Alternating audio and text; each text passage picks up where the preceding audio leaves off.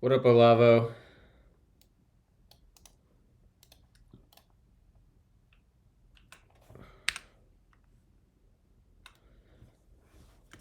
How you doing today, buddy?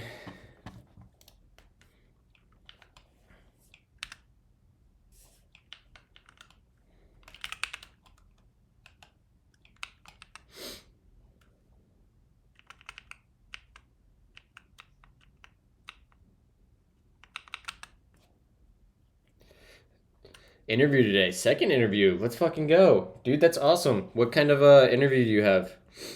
Do you know what you're expected to do in this interview?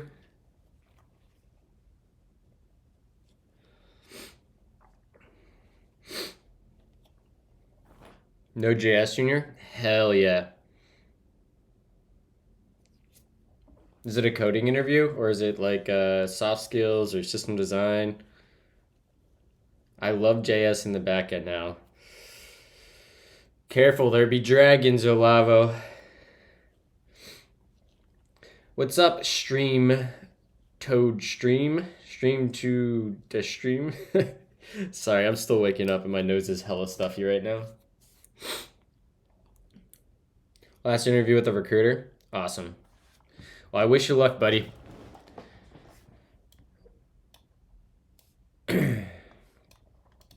All right. So I talked with the Effect folks yesterday, and I'm 100% doing this string merge thing wrong. We got to figure out another way to do this. Actually, there's something I want to read before we get into the code here. There is some OCaml news that I am interested in. Yeah. This guy.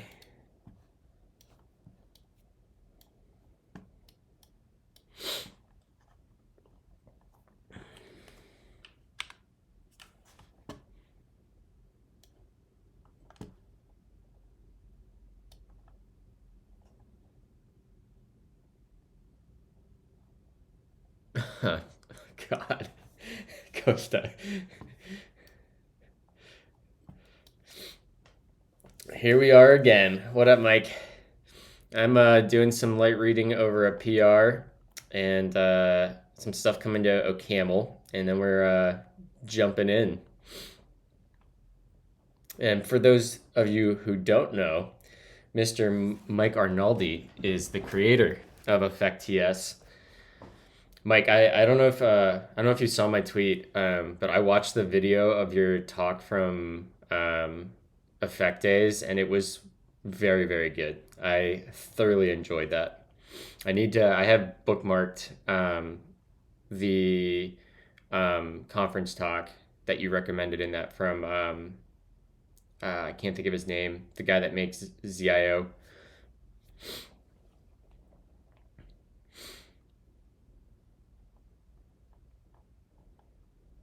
All right, this PR implements modular explicits, namely a new type, module M, that implements S to foo of functions parameterized. Well, let me read this. Namely, a new type of functions parameterized over a module parameter, where the module name M can occur in the return type of foo. Parameterized over a module parameter where the module name M can occur in the return type of foo. Okay. Functions are written as function module M that implements S to some type, and applications are F function that accepts module P that implements S, or module. How's this different than first class modules? Isn't this just, well, I guess it's not first class modules. Okay. When the signature can be inferred. Modular explicits provide a convenient way to abstract over higher kinded types. Much more convenient to use than module level functors. Ah. Okay. In this proposal, Modular explicits can be thought as an extension of functions over first-class modules, which have types of the form module S to foo. Yeah, okay, where the module parameter is not named and cannot be depended upon. So let's look at a definition of mapM, which is a recursive function that accepts a module M that implements monad and a function F. We're going to pattern match on the third implicit argument, which is a list. If the list is empty, we're going to call m.return an empty list. Otherwise, we're going to destructure the list and get the head and the tail. We're going to open m.syntax. We're going to use a let. I'm assuming that let plus is bind.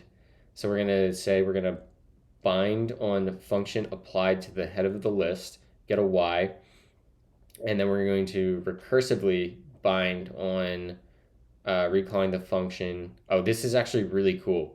This is like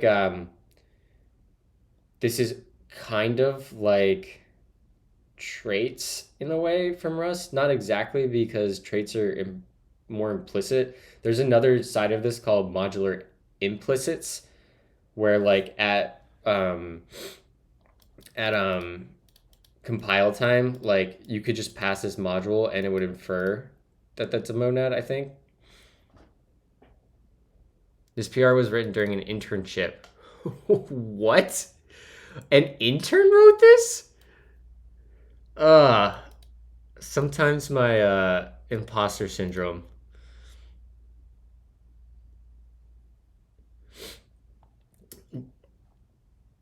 Let's see here. This PR was written during an internship at OCaml Pro under the supervision of Vincent Leviron. I met some of these guys at ICFP last year. In parallel with this work, Duremi and myself are working on specifying, formalizing modular explicits further, and also modular implicits. Whoa. It would be wild for modular implicits to land. It's been a hot topic in OCaml. God, my allergies are so bad, chat.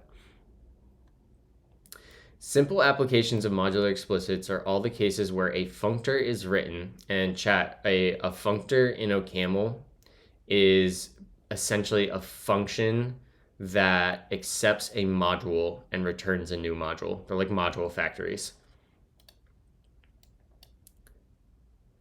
Functor? I hardly know her. Is written but returns only a few functions. A good example for this in the OCaml codebase is OCaml graph. Many algorithms are defined inside of functor that takes as argument the expected definition of a graph. A good example of this is the Braun-Kerbosch algorithm. The code of this library and codes using it can be simplified with modular implicits. Another possible usage of modular explicits is to do all the things possible with modular implicits, but by doing the elaboration by hand.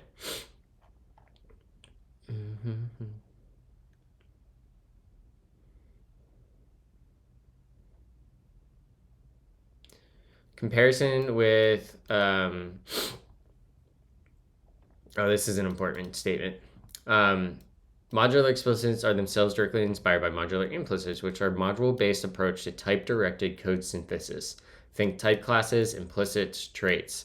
With modular implicits, a function may be parameterized over a module, but the module is inferred implicitly at applications, synthesized from an environment of implicit module and functor declarations. Modular explicits are modular implicits without the implicit inference part, the hard part in many respects. They are not a replacement for modular implicits, but they significantly improve the convenience of using OCaml for certain purposes. There is now consensus that integrating modular explicits in the language is a good first step, independent of the work on implicits. Comparison with first-class modules. First-class modules let us manipulate modules as values. A first-class module type, module S, can be taken as argument to a function, but also returned by a function or stored in a data structure. Modular explicits provide dependent functions over modules, but they are not applicable to the other use cases. Modular explicits introduce a more powerful abstraction, function that accepts a module M which implements some interface S and returns a foo, where the type of foo may depend on the type of M. This was not previously possible in OCaml today. Module type or tip, I don't know how you would say that, equals a signature. So this module just has a type T.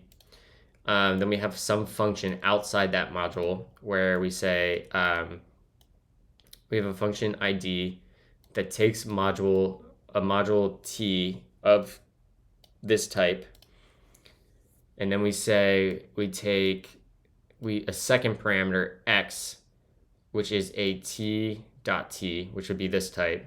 This pattern matches a value of type blah blah blah. A workaround is to write. Oh, that's clever. They use a what is that called? A locally abstract type or something.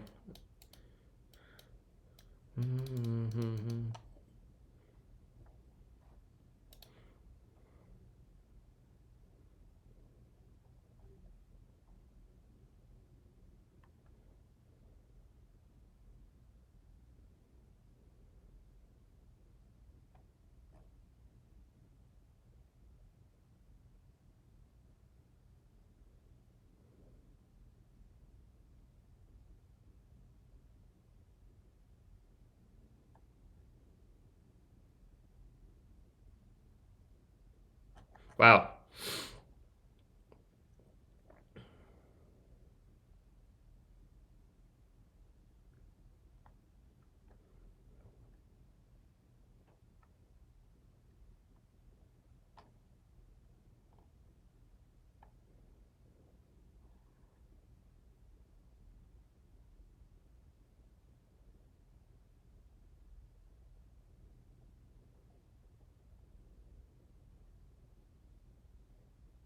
Cool. We'll see where this gets to. Okay, so back to actually coding. Let's take down. We're gonna stop our fly.o box and we're gonna start running it locally as a first step. What is this all about? I was reading a pull request for a new feature in OCaml. Well, maybe a new feature in OCaml.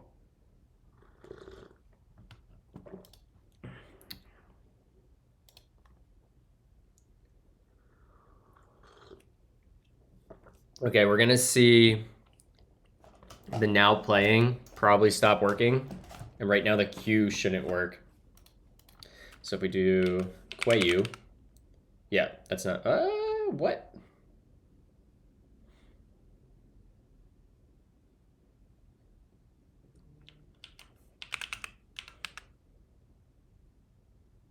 How? How? Oh, it's stopping.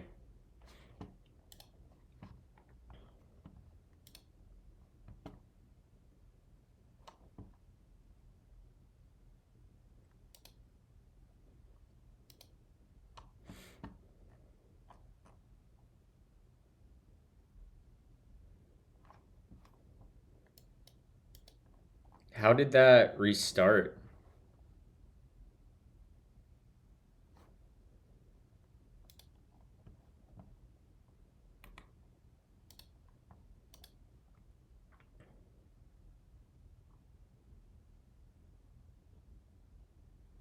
Why is the machine automatically restarting?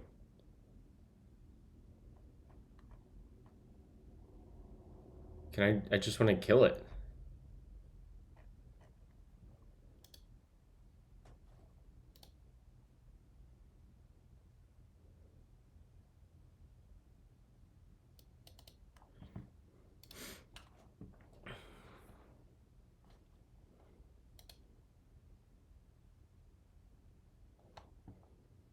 My application is too resilient.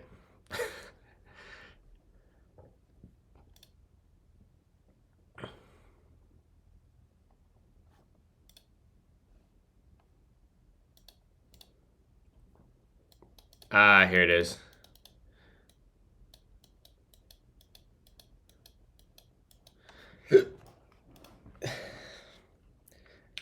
Effect made my application too resilient, guys.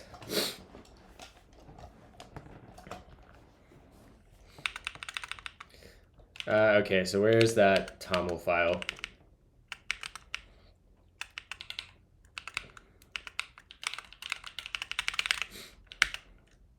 Let's go ahead and do that, and I don't think that's the right. Yeah, it is. What is it? It's fly deploy.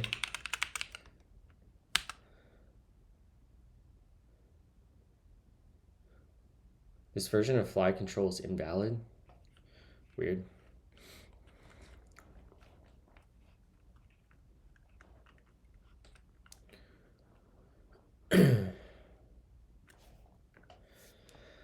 All right, I need to pull up my conversation with Mike from Discord yesterday. Ignore that. And that isn't here. So what's happening at a high level is when merging queues is unsafe, as interruption would lead to dropped elements. The best way would be to have that stream run continuously and feed another queue with the elements of both. That is the same issue. Interrupting a take is unsafe. You should build a single queue in the first place then, or use a TQ with a STM transaction for taking, which, unless I'm mistaken, should be safe for interrupt. So we might need a TQ.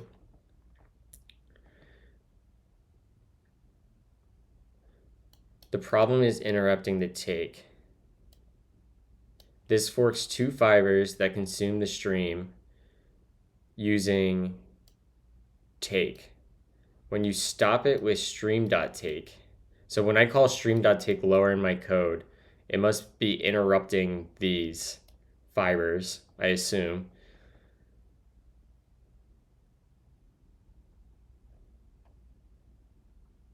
Okay.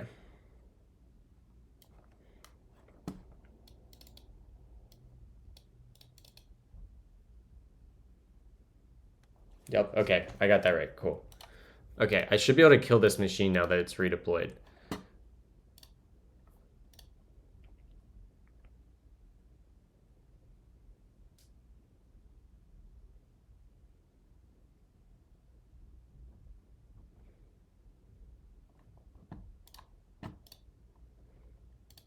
Okay, looks like this is stopped. So what is your take on the cult building on Twitch in the software dev category? Corey, do you feel like you're part of one? Do you want to lead one? What? The cult building on Twitch. I don't know what that means, Kraut. I don't know if I'm missing. I'm not caught up on news or.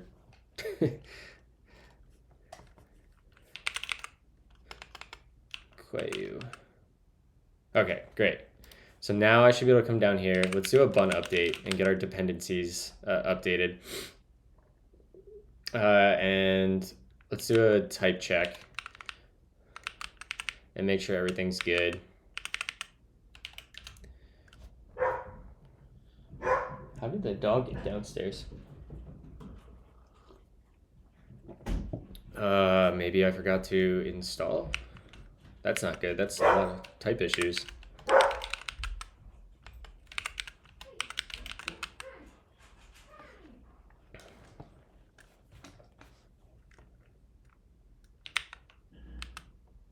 How did I? Oh, it's because I'm in Svelte. Okay.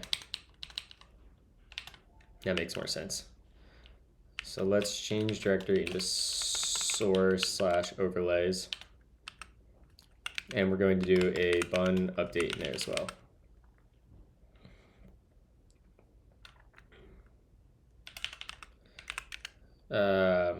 Okay.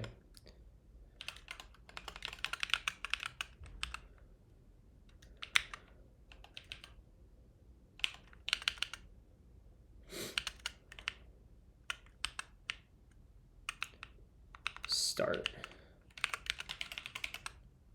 All right, so it looks like we're running. So theoretically, I should be able to come here and go quit you. There we go. But the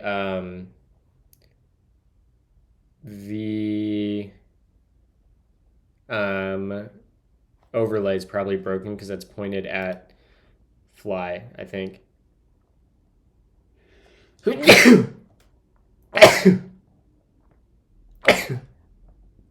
Jesus Christ. Excuse me.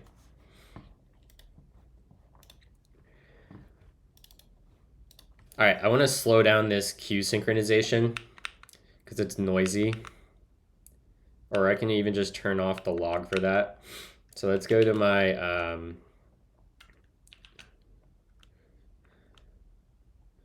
I don't even remember where this is.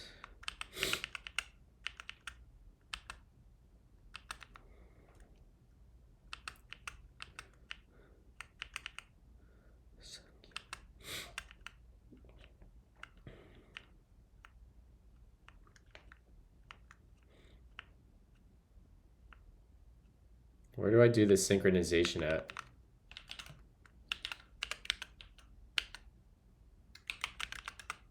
Here we go.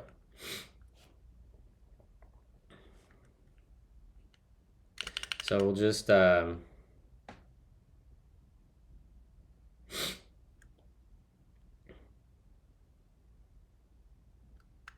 just going to take this entire block, yoink that, put that above, comment this out, and then we're going to come in here and we're going to delete in the, actually, you know what, we're just going to slow it down. Where is this sync queue at? 5 seconds. Let's make this, I don't know, let's make this 30 seconds. Let me put it this way. There's people that get influenced easily by some individuals and don't question things by some appealing individuals. I don't want to name anyone because it's not bound to an individual. Do you feel like what certain creators you follow have questionable things they throw out there? Do you consume hip tech YouTubers?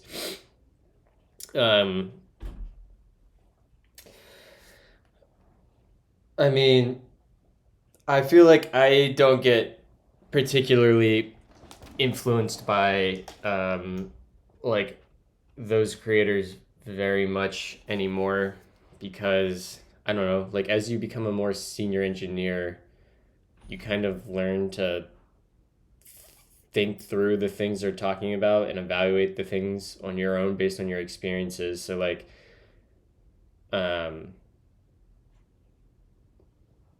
yeah, I consume their content, but they're oh, good morning. I'll come back to this, don't worry.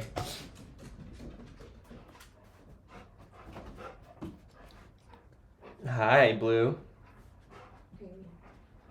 No. Blue, no barks. Good morning. Come on, Blue. Let's go get breakfast. Sorry for the barks, guys.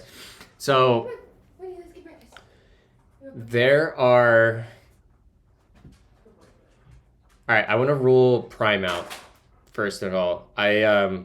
I respect the how to Prime, and I agree with Prime on almost, I wouldn't say all of his takes, but I agree with Prime on a lot of his opinions and takes. I wish Prime was doing less reaction and reading content. I miss the deep technical content he was doing like a year and a half ago. But I get it. And I think the opinions Prime offers are generally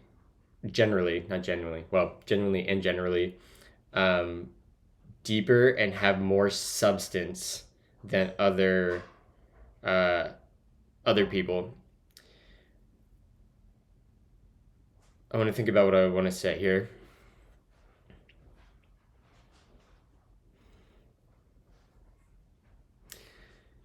I think some people... No, I don't want to say that.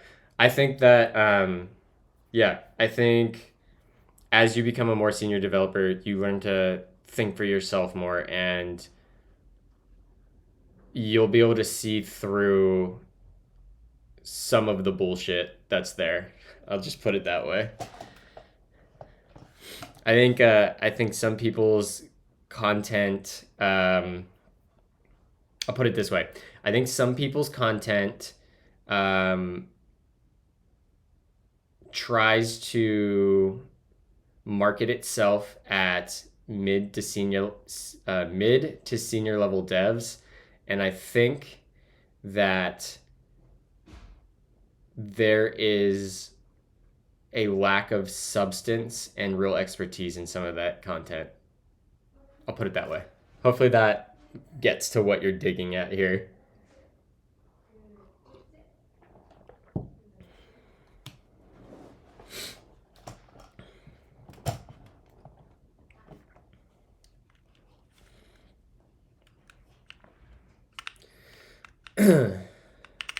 Okay, so that should slow down. I can't tell if it actually did slow down. 1, 2, 3, 4, 5.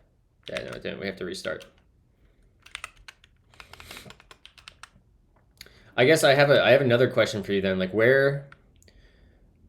when I voice my opinions on tech things and recommendations, how do my takes and opinions come off, especially as someone who has, who's not exactly a junior dev?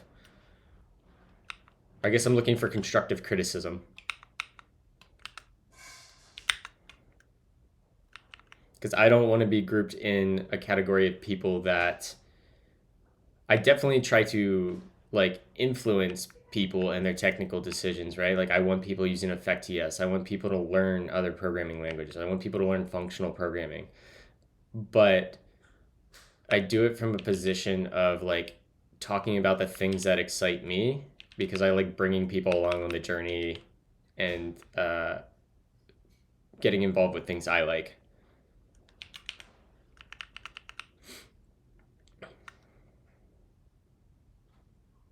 You're way more balanced than alternatives. Let's put it this way. Good. That is feedback I can appreciate.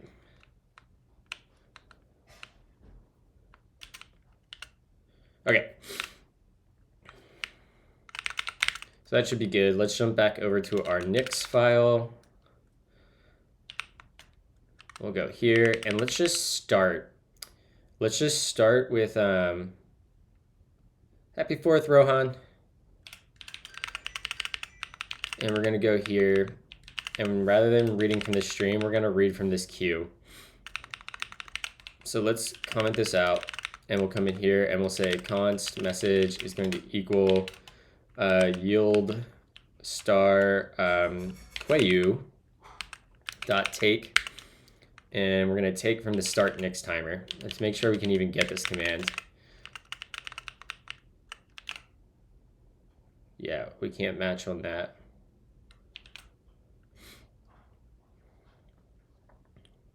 For me, it's the fact that you invest time in the tech you use and not just promote it. You can't make me use Effect, but it got me curious enough to check it out and sign up for an online workshop I came across.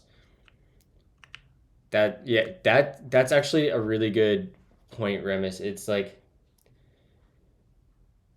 yeah, it's just like some of the people that create tech content under the guise of being experts and creating content for mid to senior level devs, it just feels so shallow, and like it feels like an act, and like there's sometimes the opinions, not sometimes, very often the opinions just feel like if you know the technology they're talking about well, it's like it's very shallow, but they can make it seem like it's not shallow, if that makes sense. I don't know.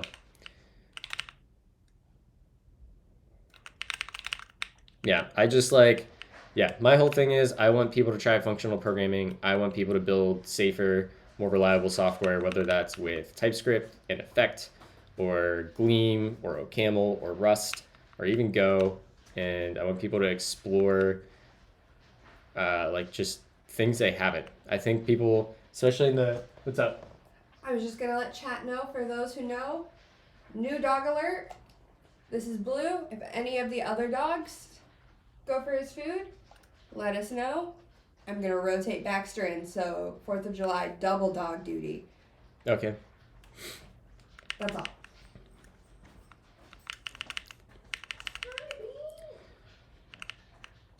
It's like they haven't got past the honeymoon phase yet. Yeah. I think a big problem, especially in the JavaScript, TypeScript web dev world, is that people never branch out of it and try new things. Like, there's a million different things to try and learn in the ecosystem. But, like, even take Effect, for example. Like, Mike has a fantastic talk from Effect Days, where he talked about how he started creating an effect, and he was building a system, and they started using ZIO and Scala, right? And like that was something new to learn that taught him and his coworkers how to think and approach problems differently, right? And completely inspired to bring that idea back to the TypeScript world. And like it's a hit. Like Effect is amazing. Effect is the thing that TypeScript so severely needed, and still needs. Like with me and OCaml, for those of you who have been watching me from the very beginning, like you've heard me talk about how learning OCaml has completely changed the way I write TypeScript, the way I write Go. It helped me be able to pick up Rust much faster. I think it's very easy to just become too deeply invested in one technology to the point where like you don't explore other ideas that could be beneficial.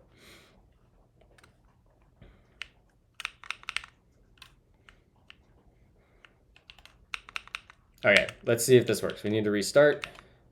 I should run this with bun watch. Oh my god, this problem's still happening.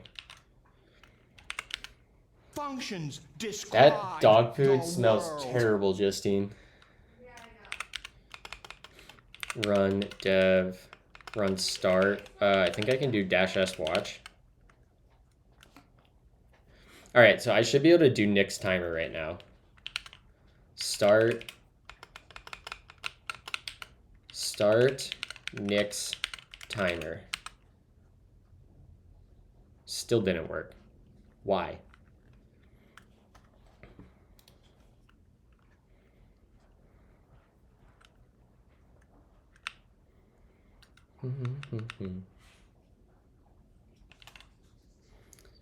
So we want to go to the, where do we pull the chat messages at? That's going to be in Twitch / channel chat message. Yeah. I kind of am suspecting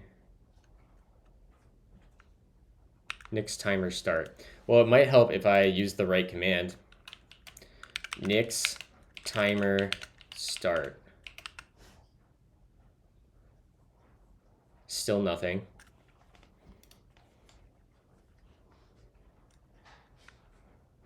And song is working, right? All the other commands, this match statement is working. Yeah.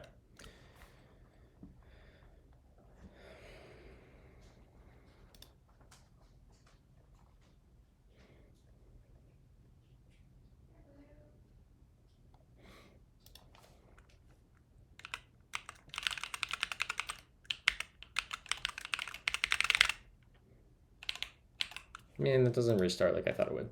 Crowd says, I feel like your advice is often very informative. You don't come off as someone who pretends to know all, and you're allowing yourself to be seen as someone who makes mistakes and wants to learn from others, especially people in your chat.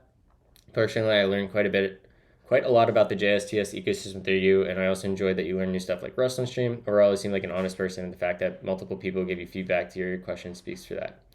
I appreciate that.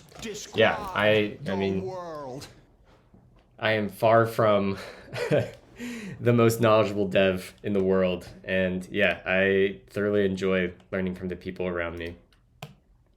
Like, one of the big reasons I keep streaming is because there's a group of you that keep showing up, and like we share similar interests, and it's like I don't have that tech social outlet in real life, so I get it through y'all, and I appreciate all of y'all for that very much.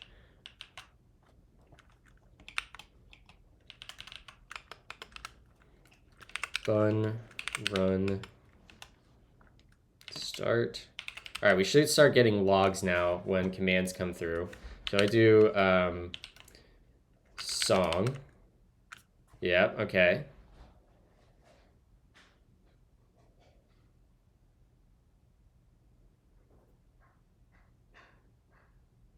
Oh, snap. All of chat is coming through.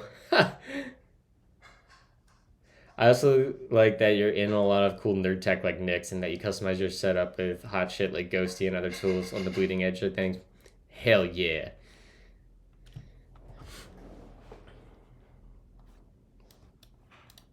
Yeah, that's one thing that I've kind of taken more seriously since I started streaming, is becoming more of an expert with my tools and understanding how they work under the covers. DMM Mulroy, do I have a typo in my name? Baxter, come here. Come here, bud. Come on, I'm being surrounded. Alright, Baxter, come here. I'm gonna get up on the couch. Okay. Okay, Winnie, get away. Get away. Just go. Okay, chat, it's super important for Small Dog to eat his food today because Flea and Tick is in there. Can they see Small Dog? Oh, he's on the couch. Yeah. They're like little sharks. Do you see them all? Like, look at them. Yeah. They're ridiculous. All right, let's delete this first log and see if we can get to that second log.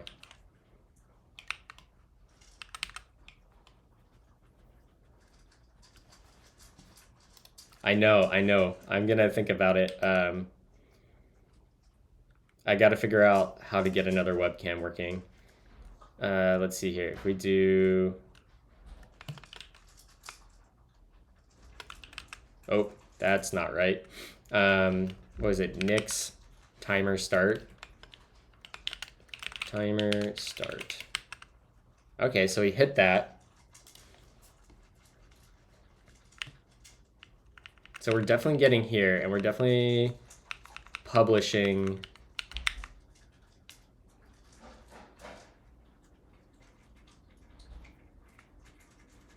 With Video Ninja. Maybe, I'll have to look into that. So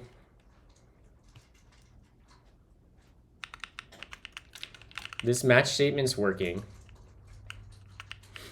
So Y is...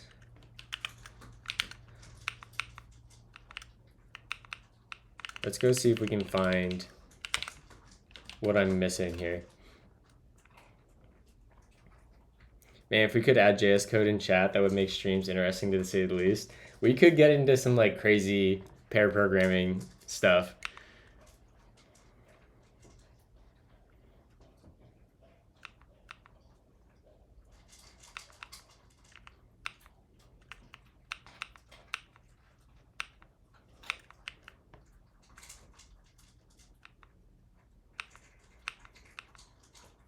Okay, I feel like I'm not missing anything here.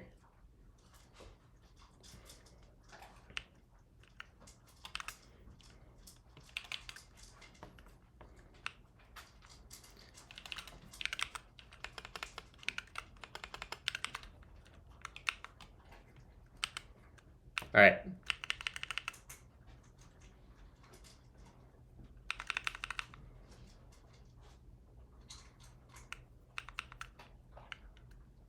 Subscribe to Nix, start Nix timer. Okay. Then we have this yield forked forever. Forked scope forever gen yield q.take start Nick subscriber.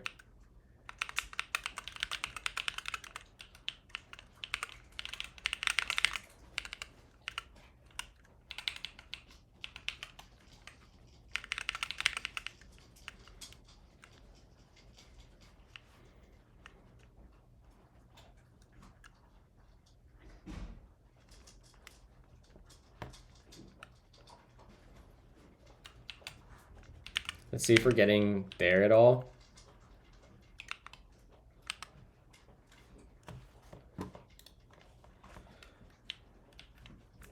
Nick's timer start. Okay. So we're actually picking it up.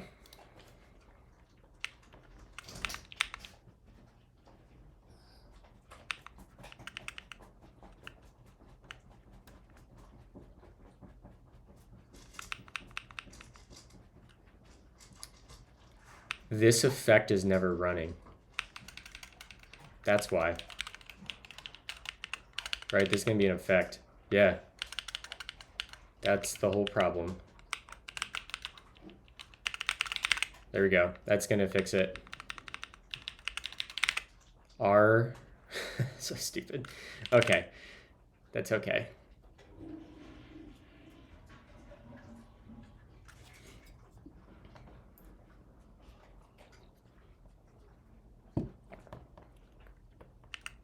So when we restart now, we should actually see the timer. I forgot to fork that fiber and start that effect. Timer start. Nick's timer started.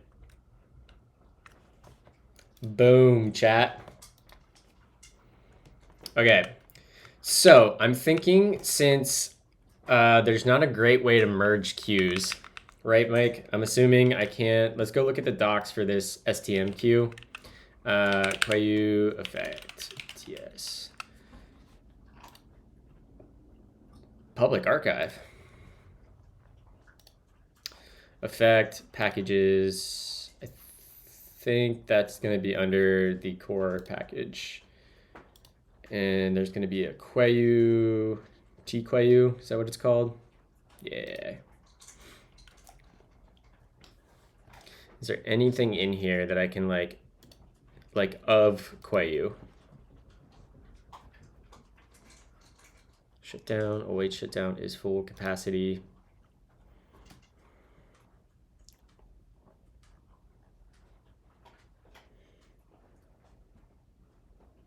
You do need to understand STM prior to this, though. Okay. Where can I learn about STM?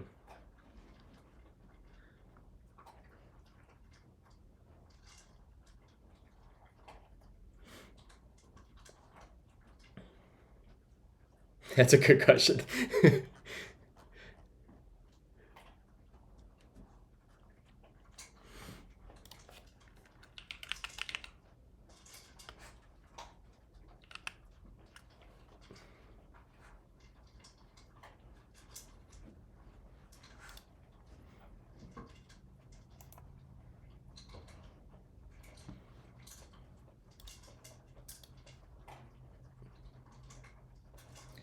Yeah, so that's broken right now, Rohan, because I have our overlay deployed on Vercel, and I might be able to update the environment variable.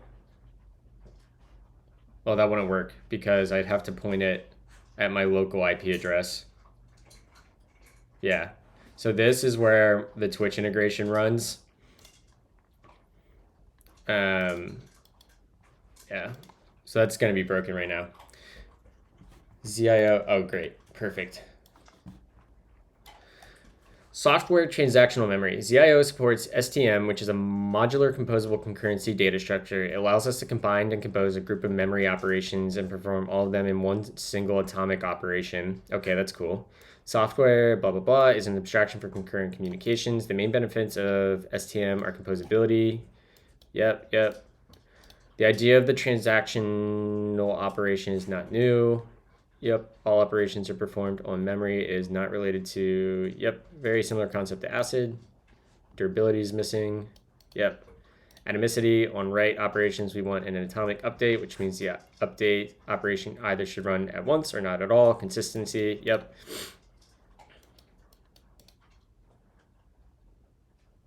Yep.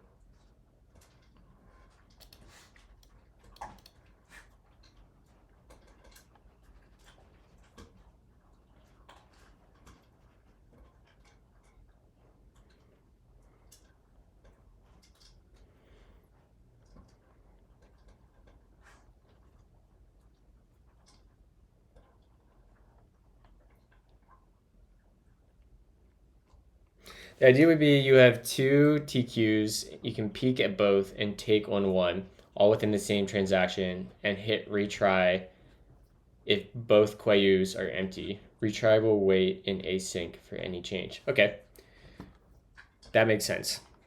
I think I understand the high level idea here.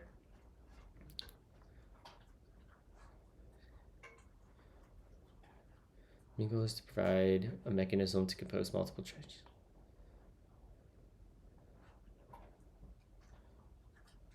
Yeah, I was gonna say there has to be like some sort of shared context between STM data structures, right?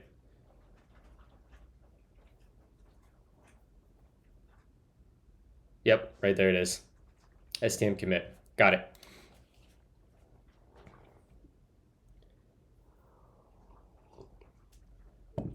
So, given that, we have this. This is just a normal queue. Winnie, get your ass down. What are you doing, you psychopath? Get down. Stop licking the couch. No. You either. Leave her alone.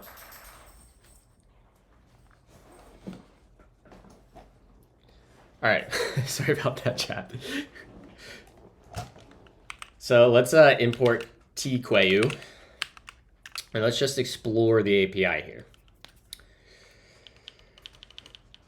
Okay, these look all great. So I can use all of these inside the context of a STM transaction. You can even just use STMgen as STM as a subtype of effect. The commit is implicit. It might be clear. Okay. Yeah, I'd rather be explicit here. How can I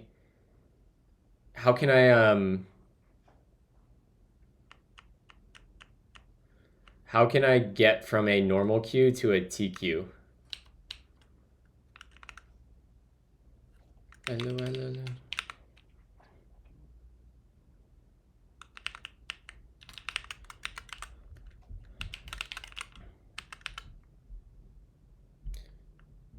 You don't. You create a TQ in the first place.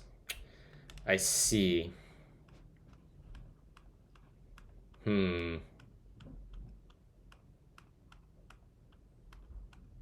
That would change quite a bit about the underlying system.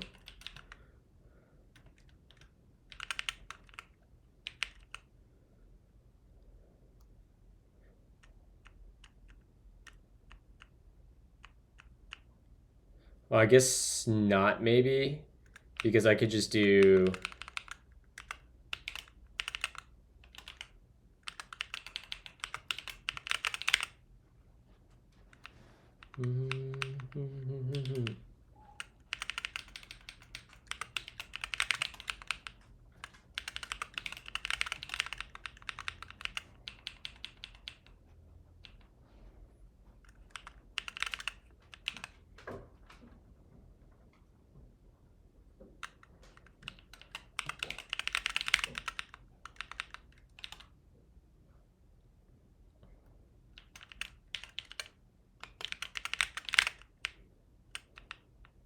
so funny how my my instinct now is like, if I have a weird type error, just throw the underscore there and suddenly life's better.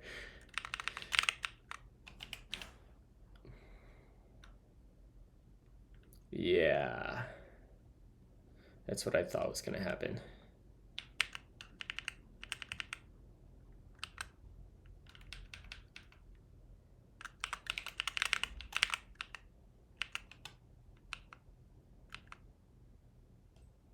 updated is okay, yeah, I should be able to do that, right?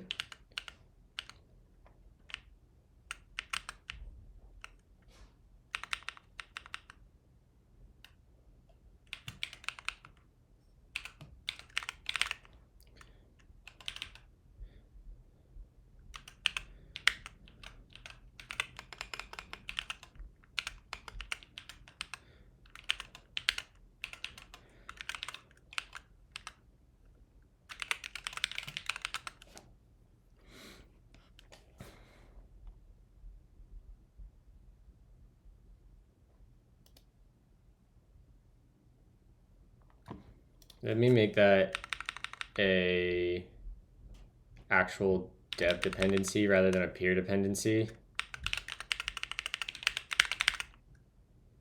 What the fuck is happening here?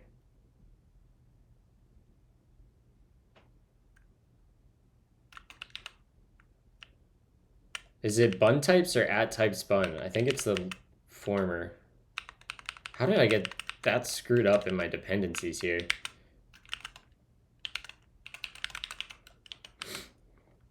Fuck that.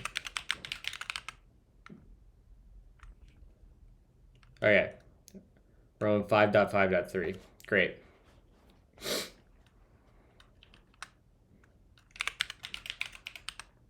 Okay. And let's go back and we're gonna run type check again, and we're still gonna get a ton of errors, but we're gonna have to go fix those. Let's go fix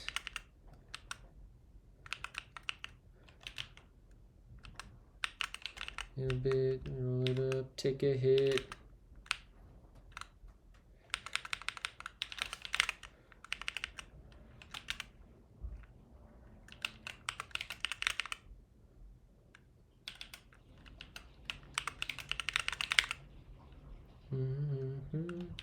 Oh, fuck that.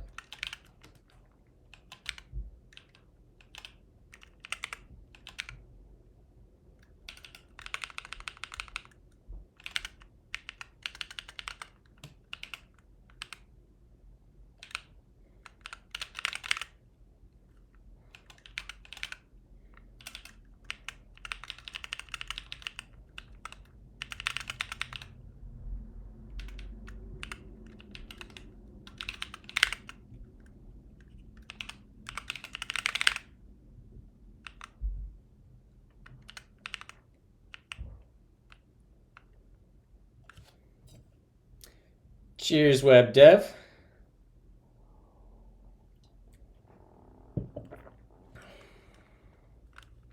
What up, Eno? How you doing today? What am I building? We are building a, if you see the little music player under my video, we're building a new UI overlay to keep track of the amount of time I spend configuring NICs during stream when I intentionally don't plan on configuring NICs. And we're building it in EffectTS. All right, so this file should be good. And let's go up here, rename that, Shift-I, T, enter that, delete the capital T, that should be good. To the next file.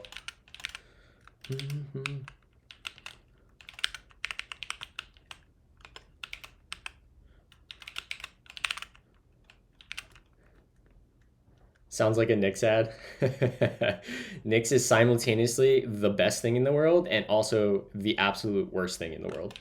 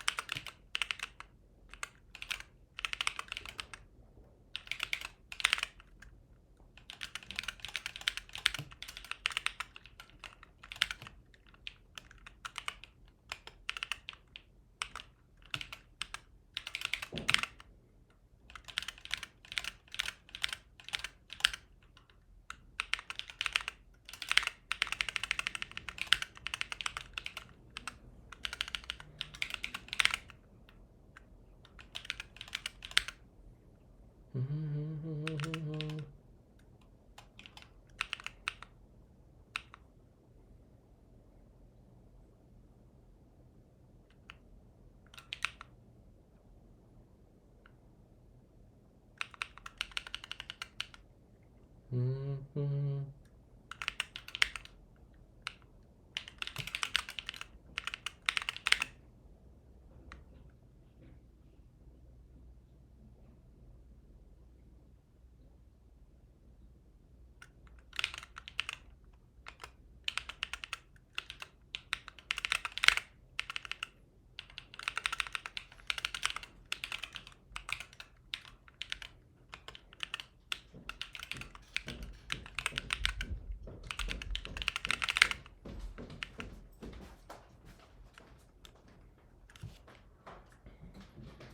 Yeah, I had to Google what Nix is.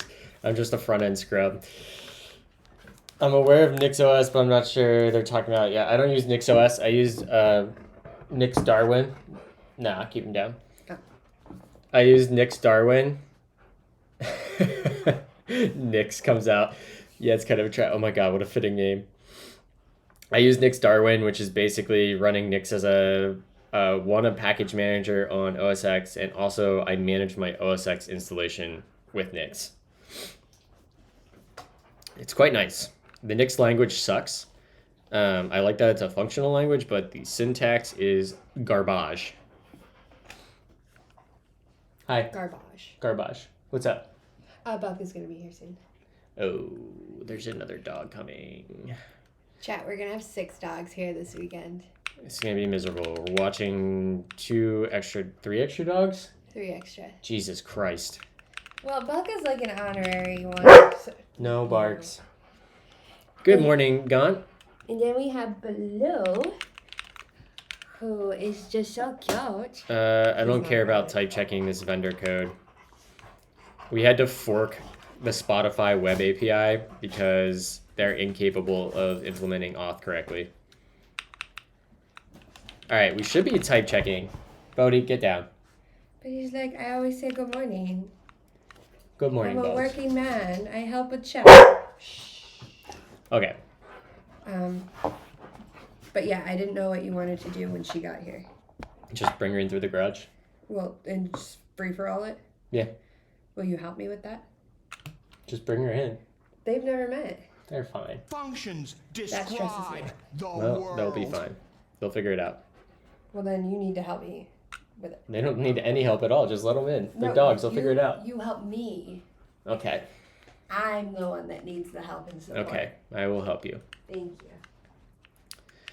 All right. We can get out of this. I'm just going to quit out of most of this here because we went super deep into here.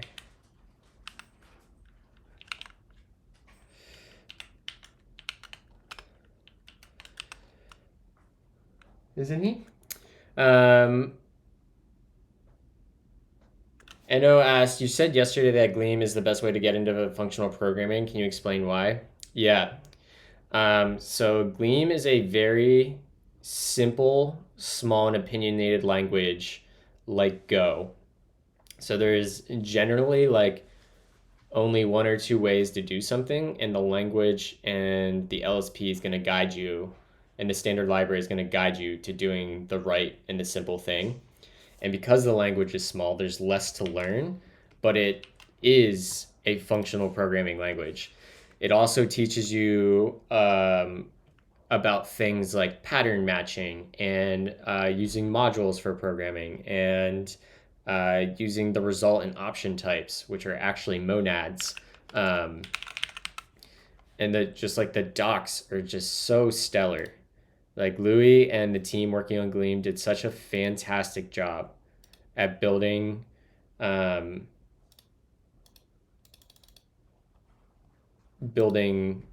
of this. Like if I can get to the result section, like lists, it teaches you how to think about recursion for solving problems because there's no for loops. Yeah, I think it's just the easiest way to learn functional programming because it's a simple language and it has all the things that make functional programming fun and useful. So I think that's why I'd recommend it. Okay. Lost.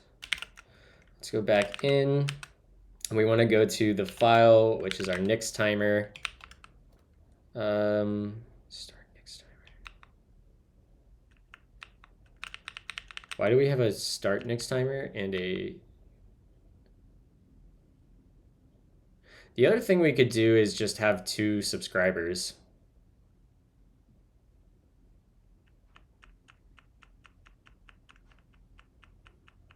Yeah, there's no for loops in Gleam. You either use like the list module and like higher order functions, or you use recursion and tail call optimized recursion. Oh, Kraut, I don't know if you're here. This is a great example. I'm not going to name names, but there was a content creator over the past couple of weeks that put out some content, and they were talking about solving a problem with a functional programming language. And this person claims to have experience with a particular functional programming language. And then they made a statement about some code they read that was using recursion and how it was going to be incredibly slow. However, it was tail call optimized, which means obviously it like is constant stack space. Like it's not creating new stack frames on every invocation, so it's incredibly stupid fast. And then I don't remember if it was a video or an article, but they kept going and the code ran and it was really, really fast and they couldn't understand why. And I was just like, it was just such an apparent display that the depth of their expertise in the things they claim to be an expert at and preach about is not actually that deep. And it was a bit disappointing. No comment.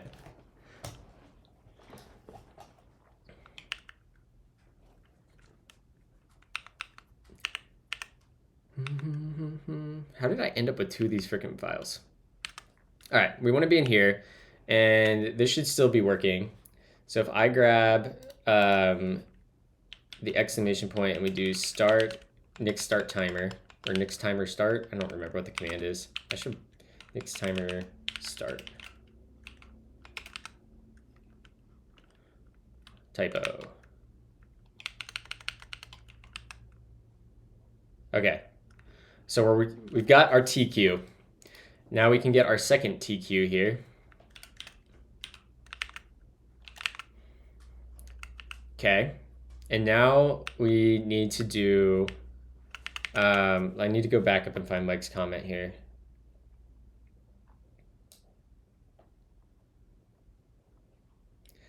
The idea would be you have 2 TQs, you can peek at both and take on one all within the same transaction and hit retry if both queues are empty. Okay, so I think we would want to do something like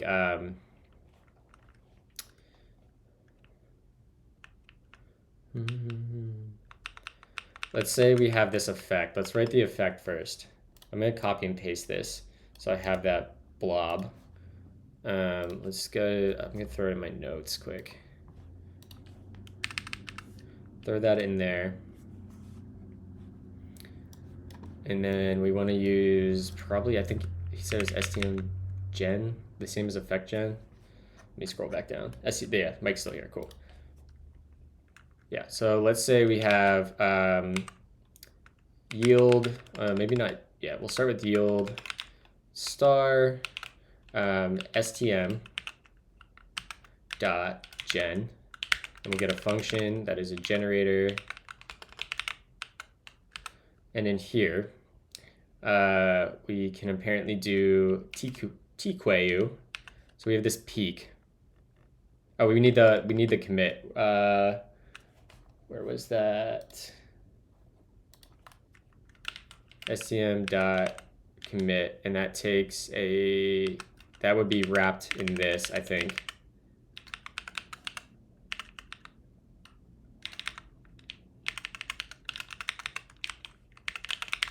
Whoa. Yeah, there we go. Cool. And then in here we would be like, we want to do tqueue dot peek views the next element in the queue without removing it, retrying if the queue is empty.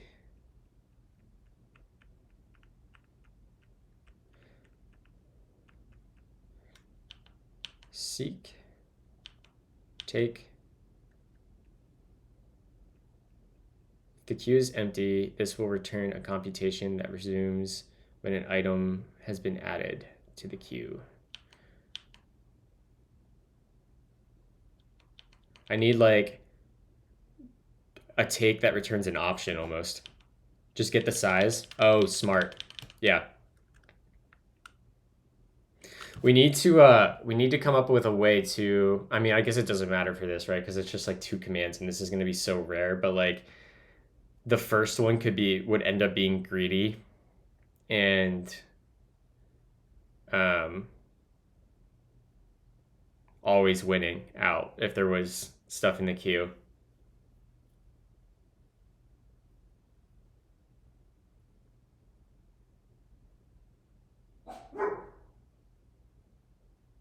We could take from these queues and put them into another queue, right?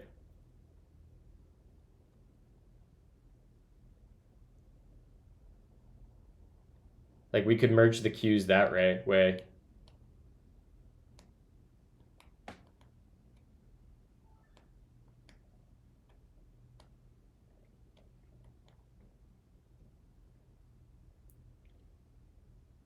Would there be any downside to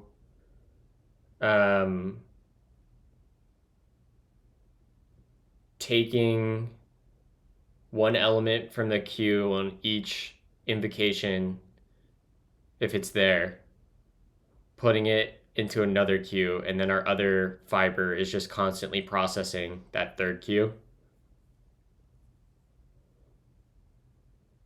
So we'd have like, I don't know. Seems overly complicated.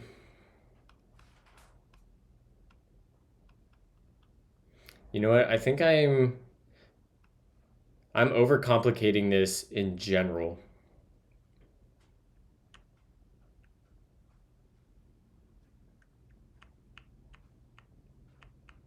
You basically need to create an effect that just pulls from either of the queues and creates a stream out of it. Ah, yeah, okay. So the stream is the bit. The other thing I could do is just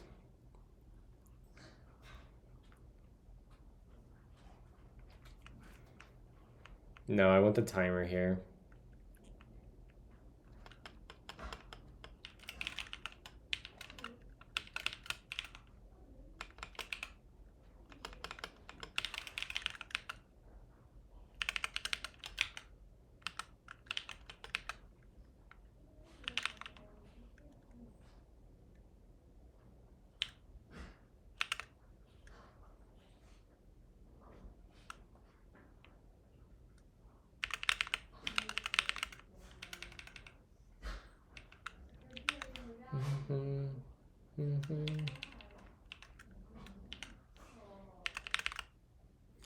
Go in the room, yeah, you know it's me.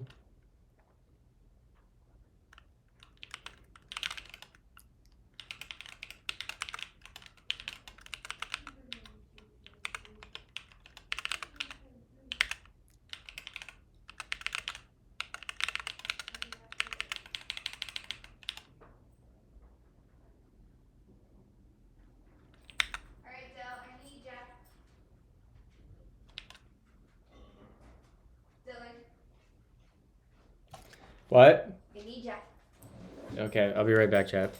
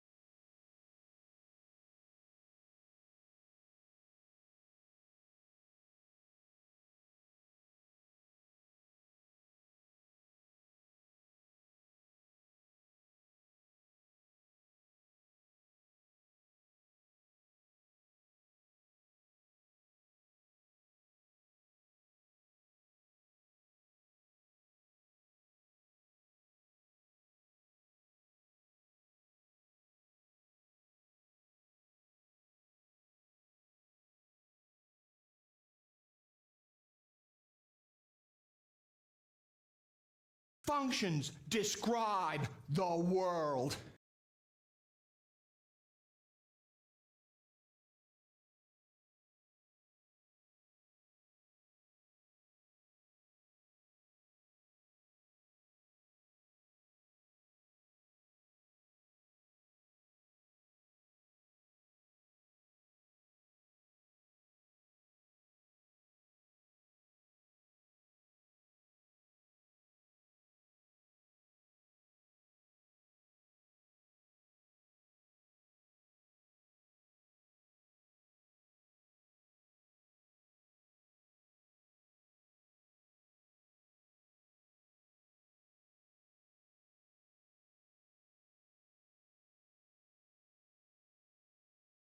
Sorry. Thank you for the heads up, Nix. I was saying that I think I'm overcomplicating this, and I'm going to stash the changes for now and try a different approach where I just have two fibers both listening from the other each queue rather than a TQ, and we're going to go from there. So let's do a remove-rf from node modules, and we're going to do a bun update. And bun install. I don't know if that installs. What up, Fubar? Great. All right, so let's do bun. Actually, we don't even need to run code right now. So in here, we're going to get rid of this. I want another file for reference quick. So let's open that and just go into like send Twitch chat. It's an easy one. Keyboard raffle is pretty simple. There's the actual code chat that, yeah, I'm using a Moonlander. This is the actual code that runs when you redeem the keyboard raffle.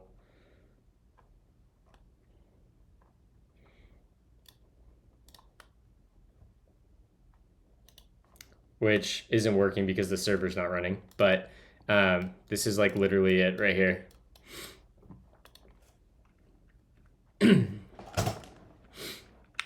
All right, so we have these two queues. We have our synchronized ref. We don't need the stream anymore. We don't need this match statement either, to be honest. Let's just GC on that, comment that out, and we'll say,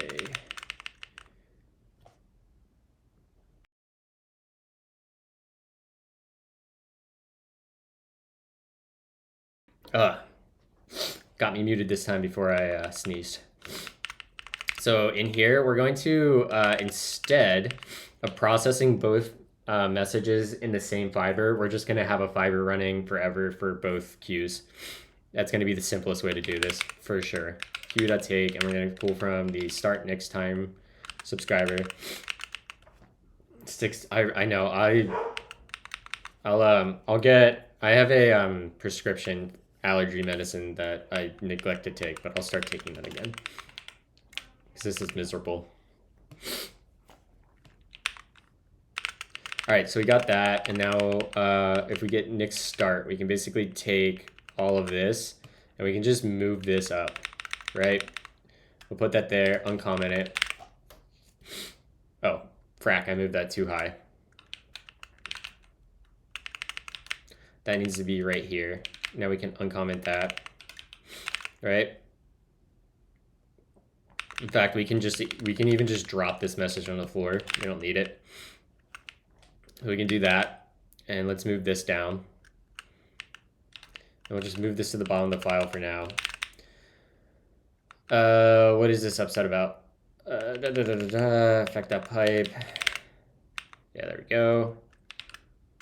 We don't need our chunk. We don't need the match, and we don't need the stream. Great. Let's see here. We basically want to copy and paste this. Yoink. And we're going to throw that here. And this is going to pull from our, we can close this other side now.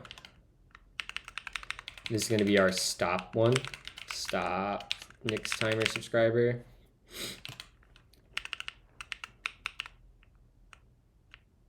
And then we're going to copy this code here. Yep.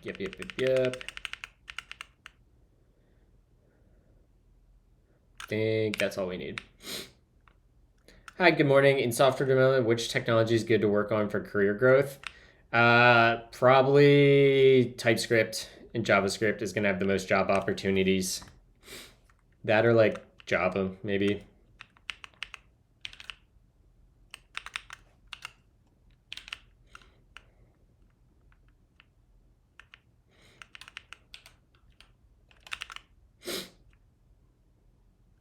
Okay, that should actually work. I don't know why I didn't do this in the first place. I like really overcomplicated things.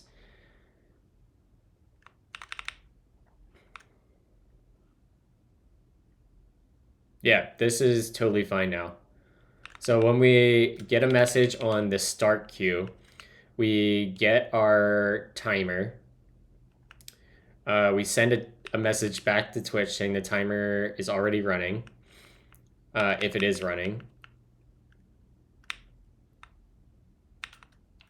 This should be not equal. Whoops.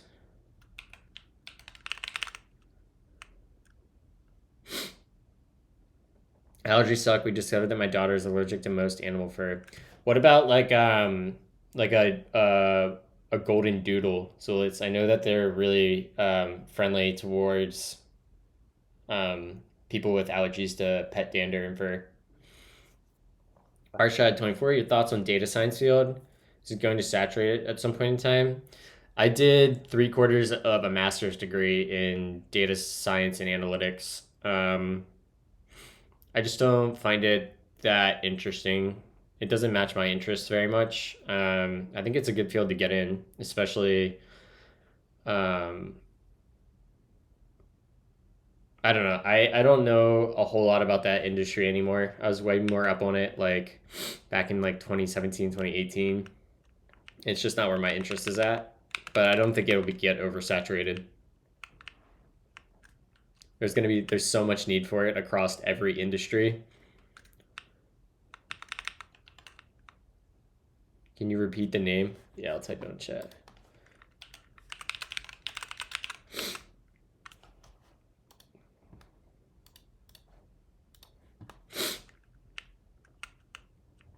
Okay. That looks good.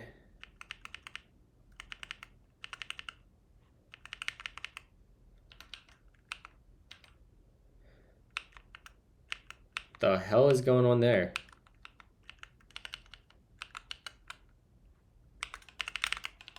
That's weird. Okay, so this should actually be working now, I think. Bun run dev. Bun run start.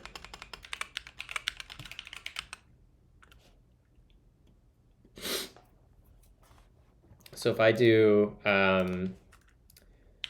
nix timer start. Nix timer started. Nix timer is already running. That's interesting.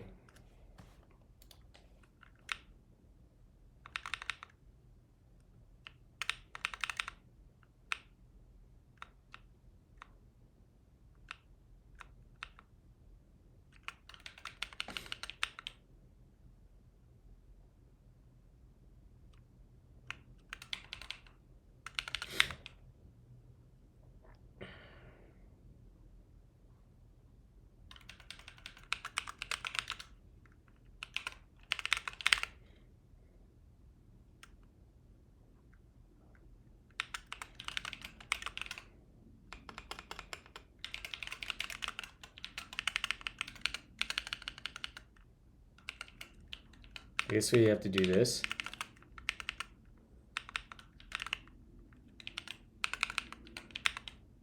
Yeah, that's what we want.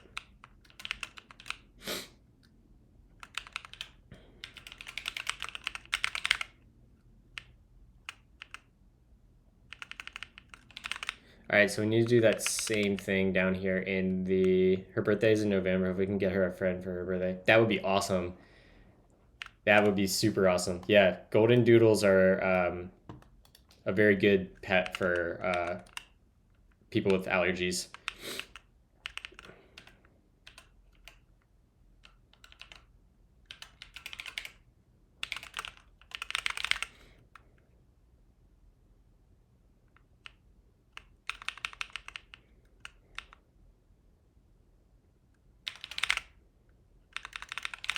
All right, let's restart the server. In fact, I think I want to change the command too. That would be, let's just do, I don't like typing all this. Where would it be? I don't remember. It's like Nix. Yeah, here. Let's just change this to Nix. And we'll delete this. We're going to simplify it a bit more too. So let's come in here and we're going to say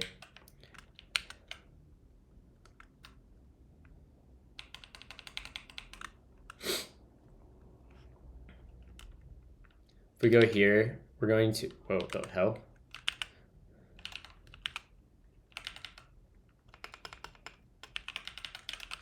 Go in here and let's delete the stop Nix timer.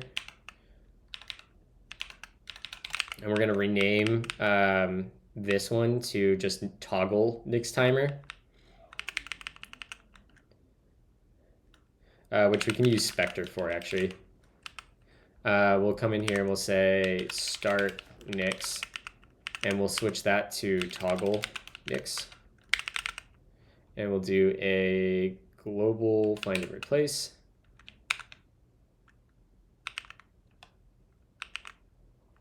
And we can write all.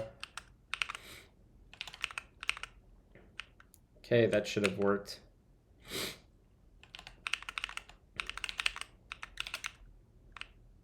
Toggle Nix timer. That all looks good. All right, let's go back to our subscribers and we'll call this toggle Nix timer. Whoops.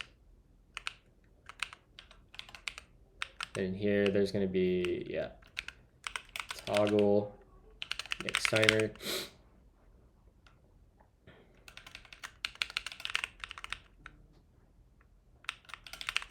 And yeah, now we just have one.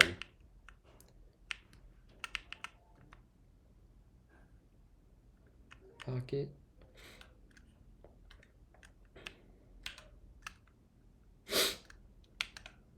So now this is just going to be one message that comes across.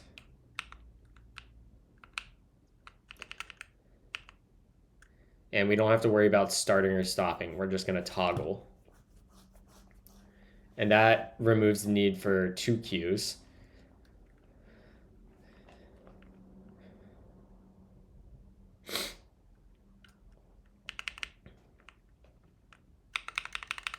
So let's go over to this one and let's collapse this and look at you.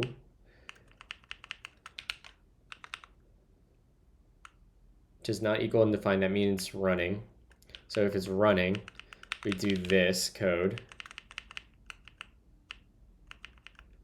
Yoink. And we paste that in there. Tonight, yeah, we going out tonight. What did I do wrong there?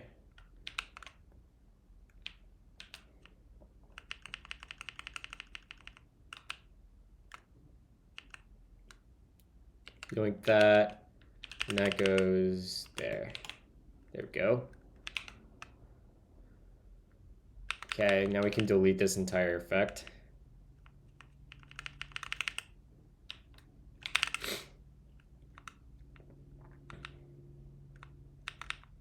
Okay, I think this is actually pretty good, right? Like we just simplified this whole thing so much. We went from trying to merge two queues with STM to two queues and two forked fibers, now down to a single queue, and we just toggle in one effect. Chat, I have a proposition. We should invent a catchy synonym for Googling for people who use alternative search engines.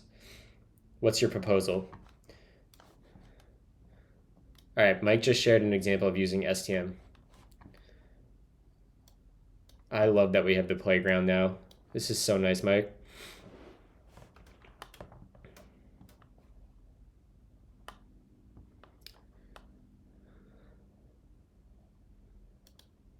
Push a T. First queue, second queue, effect fork scope forever. Random next int between 0 and 1,000. Okay.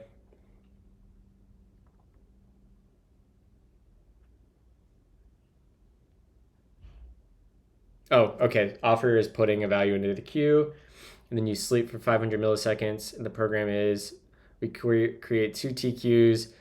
We yield the pusha, and then we have a pooler. It's first empty, second empty. Yep, this makes a ton of sense. This makes a ton of sense.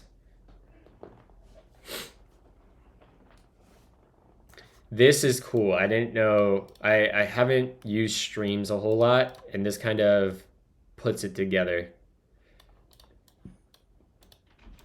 Because this must be an effect that runs forever. Pipe scoped.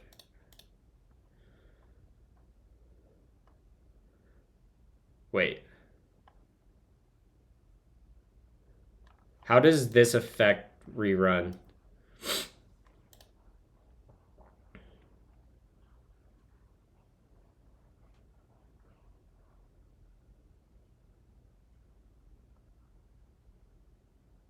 Oh, so this just keeps it going forever?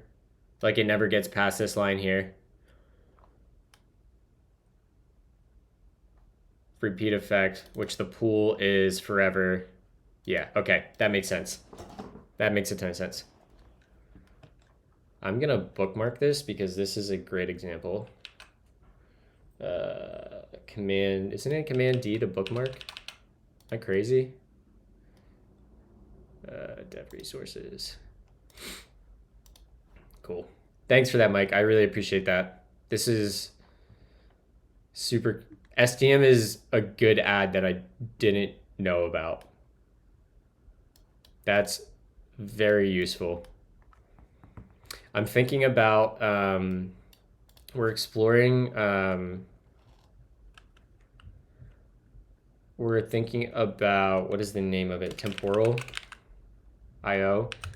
Writing a effect wrapper around temporal for durable transactions at work, because cluster's still an alpha, and it I don't think I could sell everybody on it being an alpha yet, so I might try writing a wrapper around temporal sagas with effect.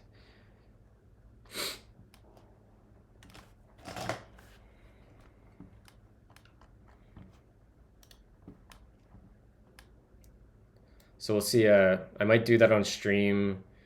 That would be cool to build it on stream for work. We'll see. I have to talk to my manager a little bit about it. Restate. I am not familiar with restate. Let's check that out. Restate. I don't even know what to call this. Restate IO, maybe? Got it. Restate div.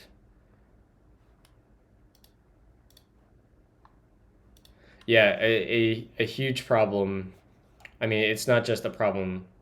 It's been a problem at every company I've consulted at or worked at that has significant services in TypeScript on the back end. It's just, TypeScript makes it way too easy to only consider the happy path.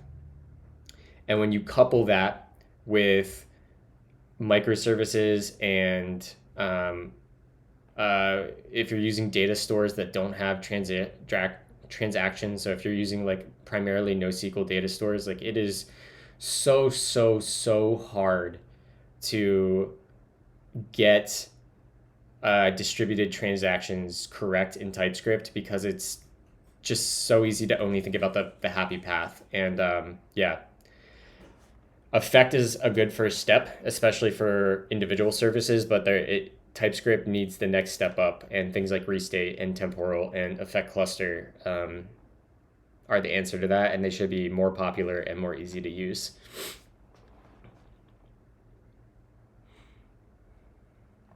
Let's see here. Sagas. Does this have the requirement for a compensation?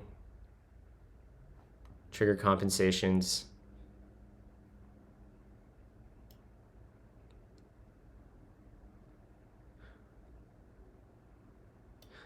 I'm really eager to try this because I think we can use effects requirement system to make sure that every workflow or every function in a saga has a compensation with it at the type level. Yeah, this is really cool. I'll have to look into this.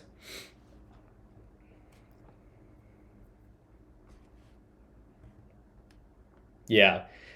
Yeah, that's what I was thinking the other day when I was just playing around with like little APIs and wrappers, Mike, is that like acquire release is like yeah, I'm very excited for this project. I need to we have planning coming up in the next couple of weeks, and I'm drafting a proposal to build a system on top of restate or temporal. So I might start doing some prototyping on stream in the mornings if I don't have a ton of client work to do for project bucket list. And then if that project gets approved and my team owns it and it's open source, if I can talk them into letting me open source it, I might be able to work on stream during the day. So we'll see. I'm super excited about the idea because this problem has plagued me at every company I've ever worked at that does TypeScript on the server. And I just want a solution that I can use easily, and yeah, effect is step one. Okay, so let's restart the server here. We can clear our stash because I think I'm gonna go with this approach. Git stash clear. Bun run start. I think we just do bun start. Yeah. And now I should be able to just say nix, right? Like if I come in here and I say nix, it should say starting timer. And then I can come in here and I can say nix again. And it should say, there you go, Kraut. Or I think it was Kraut who asked for, came up with this idea. I don't remember.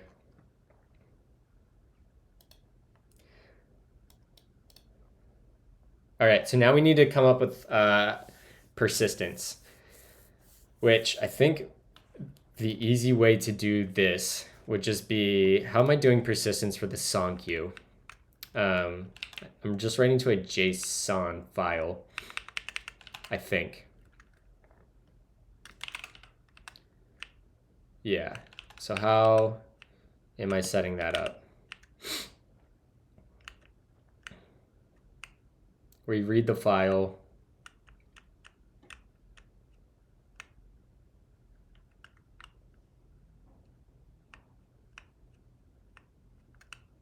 Okay, that makes sense.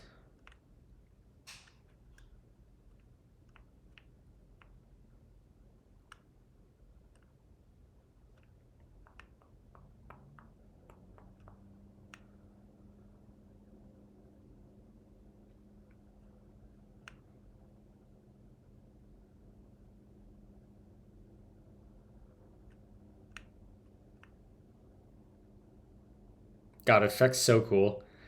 Effect is so fucking cool, chat.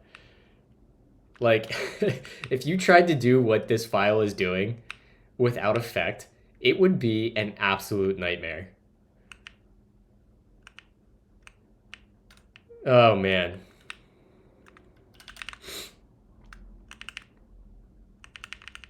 Like, once you... the now playing thing is broken, yeah. It's because I'm running the server locally, and that UI element is pointing at the fly.io endpoint.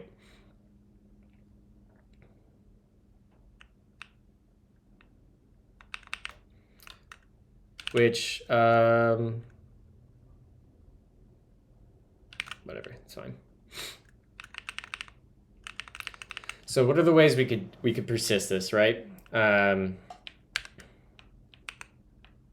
That's not real anymore. We could, anytime we get the start time,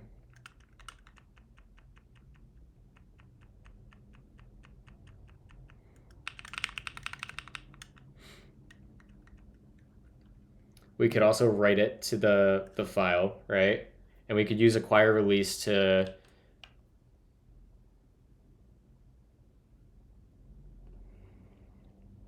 we just need like a running total.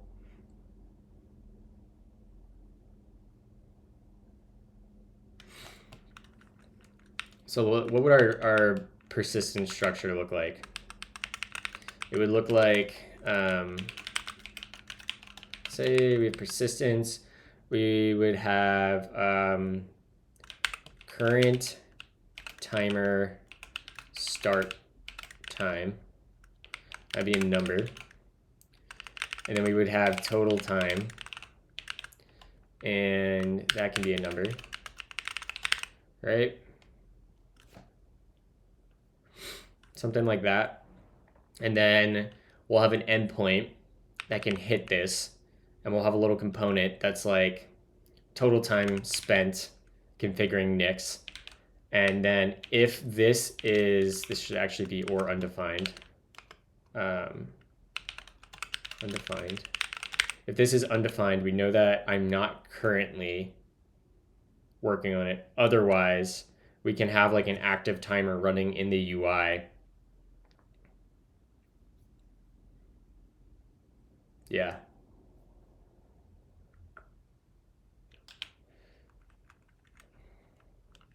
All right, so how did we structure this in the song queue? Source song queue. That has its own package. It has a client.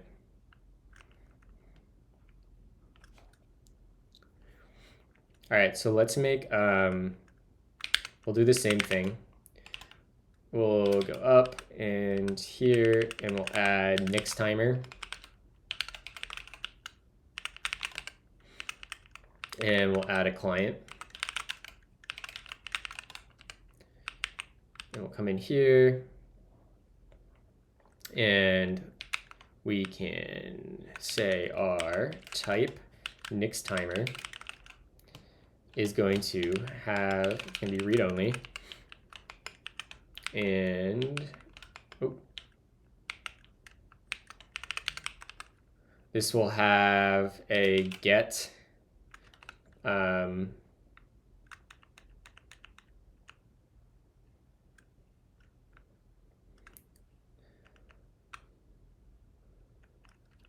what would we call this?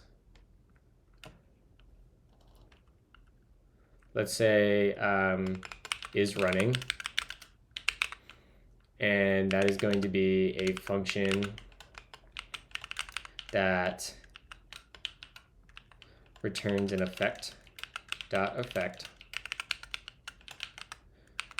of a boolean, and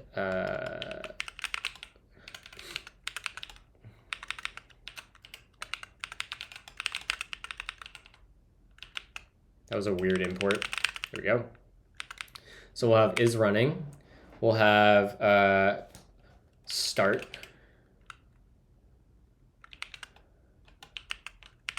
And then this will be, actually, we'll just call it toggle.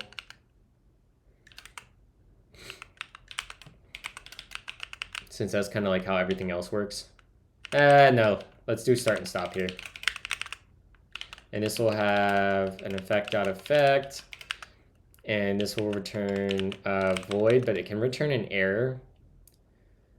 So let's create that. Where do I make this at? Yeah, take that, and we'll put an error here. This will be already timer, already running, started. error.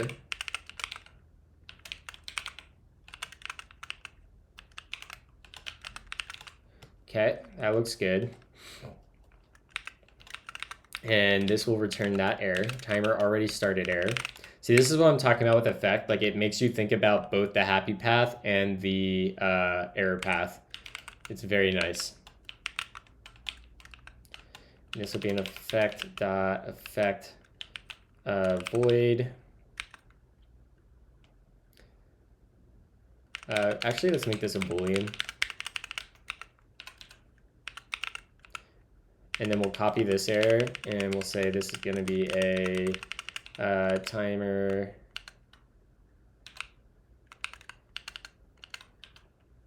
not running.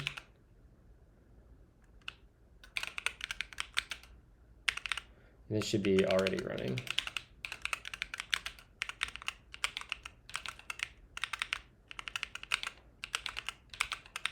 Get that.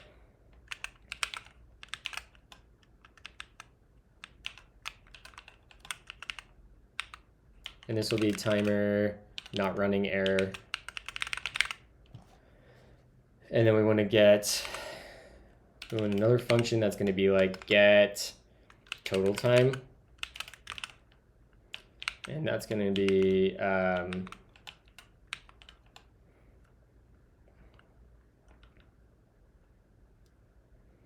effect,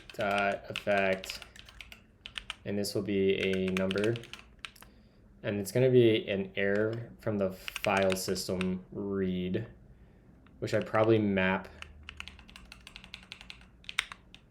platform error.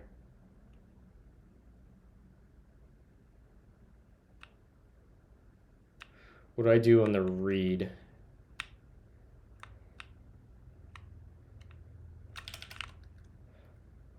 Sky high, sky high. So if I read it,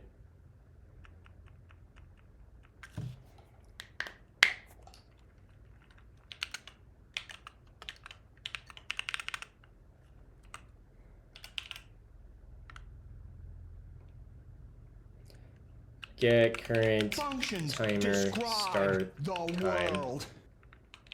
Right, we need that too. And we'll do effect. Good morning, Mr. Dr. Love Wizard.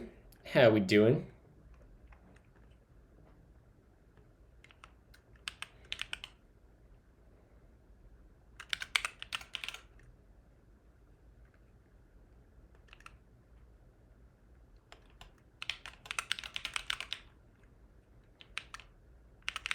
All right, that's a pretty good interface for this.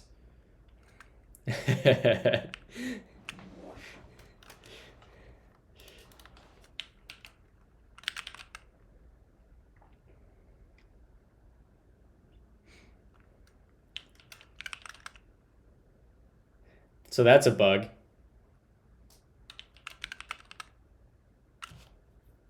That's not actually toggling.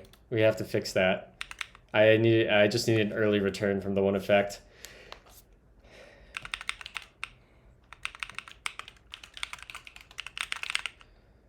Let's see here.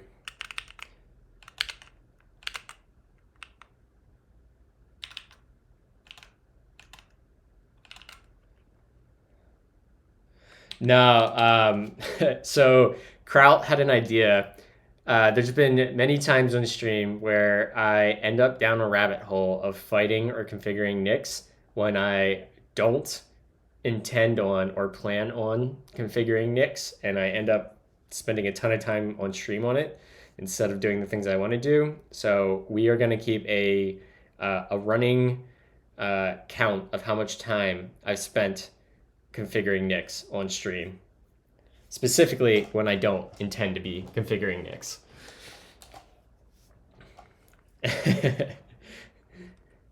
Yes.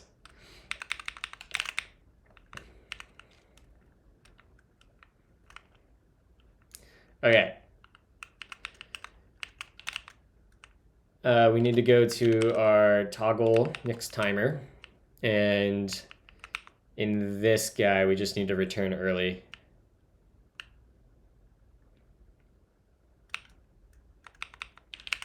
We don't even need that anymore. We just return. Yeah, that should fix that bug.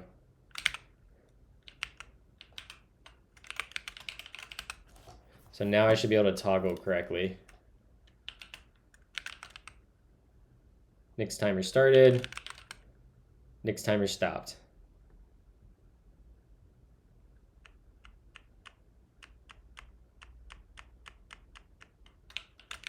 What?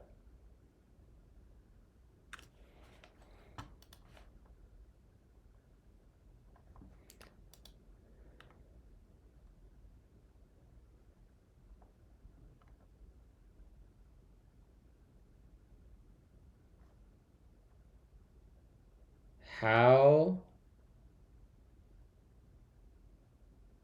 are we hitting this if we have the early return?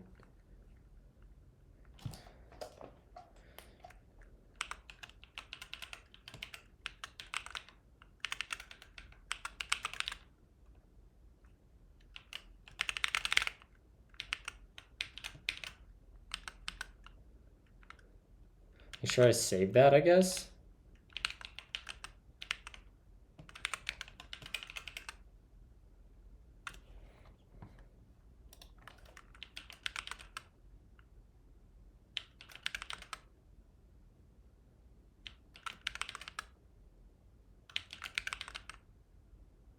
Okay. There we go. That's more better.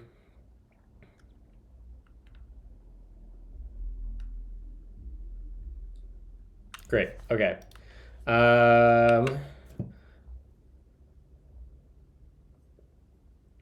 Let's see here.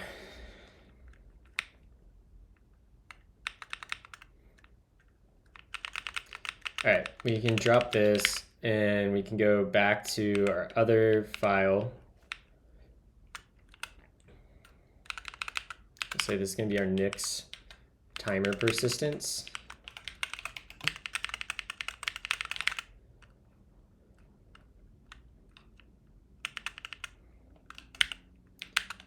And over here, thank you for the follow there, Pro Evils. Appreciate you. We can, let's just copy this make function.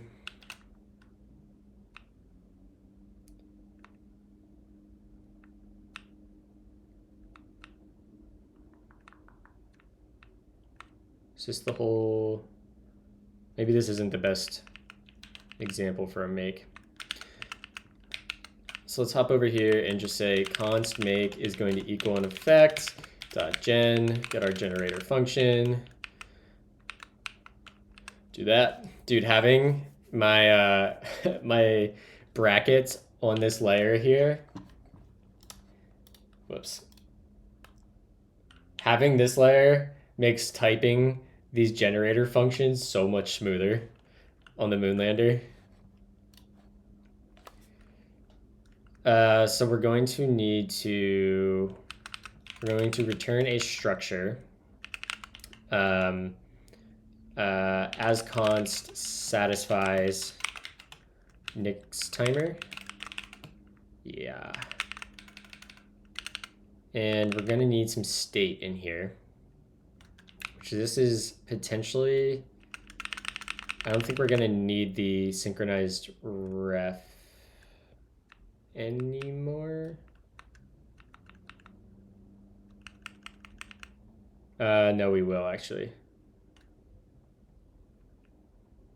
Yeah, we almost want to do this exact thing right here. Hi from India. Hello from Raleigh, North Carolina.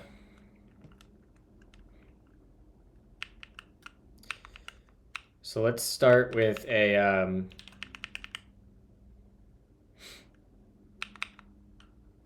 let's start with, yeah, let's just go down the list is running. So we'll say const is running is going to equal an effect We'll say effect.gen function star.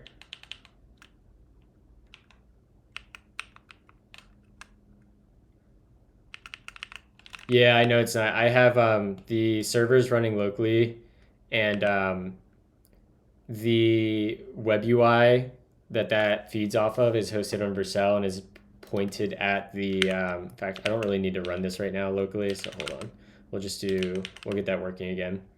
That's pointed at my fly.io instance, which is currently down. We can do. Let's go fix the auto start stuff. Auto start machines is true. Great. And we'll do a fly. Why isn't that? Okay, whatever. I need to add that to the next flake. Might as well just do that right now. We want, what is it, fly control? There we go.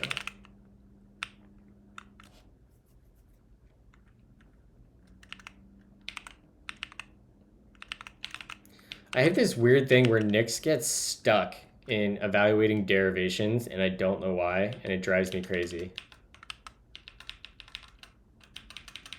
And I can't stop it. Let me kill you.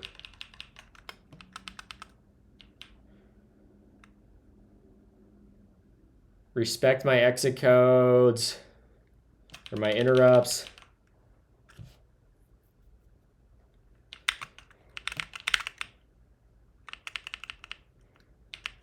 All right, if we're gonna play this game, we're just gonna use tmux and kill the process.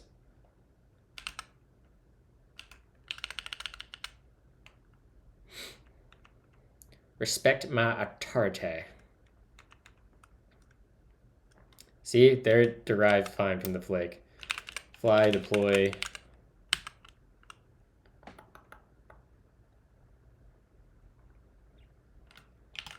So we should see it come up over here. If we go watch the logs of our machine, we should actually see this start.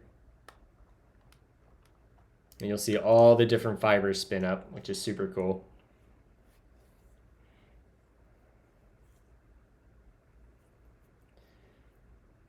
Ready, waiting for my builder, boom, boom, boom. Docker all the things.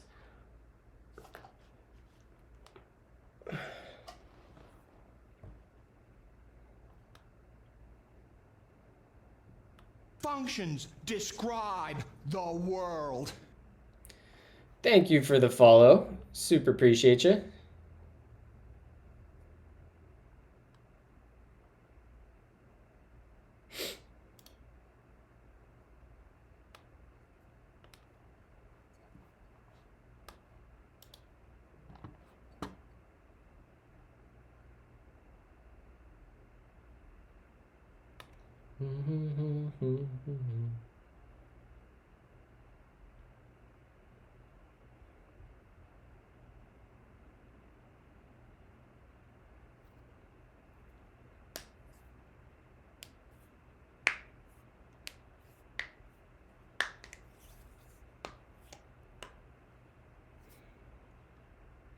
How often do you replace your Sony XM earpads? I have never replaced my earpads, actually.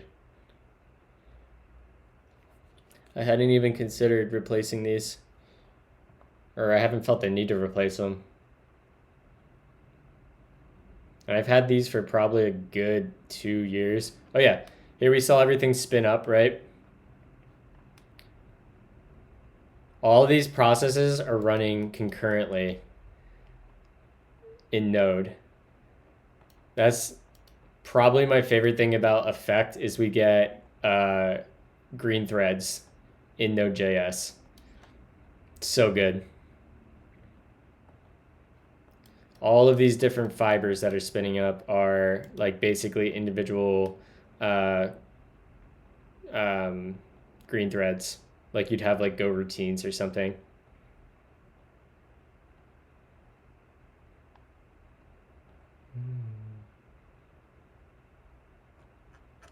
Hell yeah. Okay, so the now playing should be better. Next up is Deadbolt, and currently playing should be Machine Gun Kelly. Yep, cool. Okay, our now playing is working again. So let's come back over here and then go to our do not open on stream. Lol. Our next timer. And let's just say this can return true for now. And we can say it's running.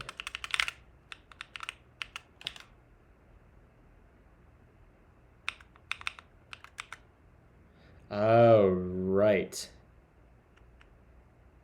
These don't need to be functions. They're just effects.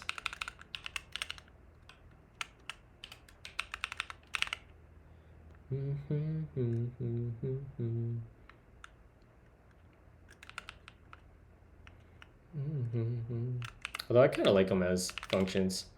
I think that's feels better.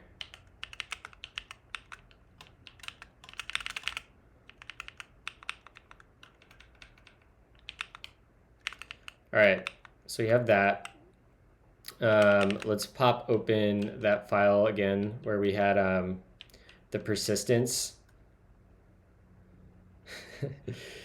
I don't think you were here yesterday, Jason. I freaking leaked my Supabase database credentials on stream yesterday accidentally and had to roll all my creds and API keys. In fact, it wasn't really my fault. I opened an issue on GitHub, and their security team already reached out to me, and I think they're working on fixing it. I should have just opened a pull request to fix it, but I don't feel like going on that side quest. How do I see my issues? Yeah, right here. Hi, I was working with Supabase JS's client, attempting to get storage upload working, and I incorrectly configured the client. This resulted in my credentials being logged to standard out or standard error. The error message clearly indicates that it is knowledgeable of the credentials and logs them out anyways. I was also streaming on Twitch at the time and exposed my creds and had to roll them. So like the way the docs read, it makes it super easy to put the wrong value into the constructor of like this Supabase client in the JS code. And then it's just like, yo dog, you put in credentials and you shouldn't, and just straight up logs the credentials to freaking output. Right? That's what I'm saying, Mike. Like, it was very unexpected. It was just like, fuck. And then I had to spend like 10-15 minutes rolling all my creds, updating my environment variables, going to freaking Vercel and updating my environment variables on my deployed project. Like, so frustrating.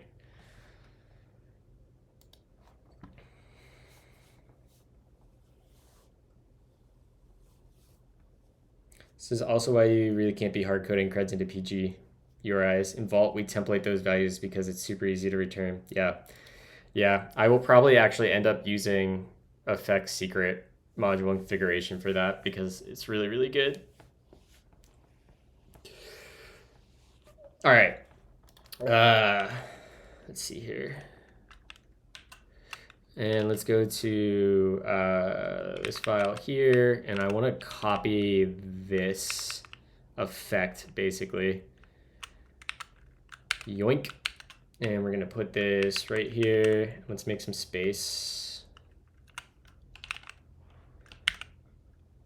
Bump that up. Whoops. This is going to be timer. I guess let's call it state ref. And we need to import you.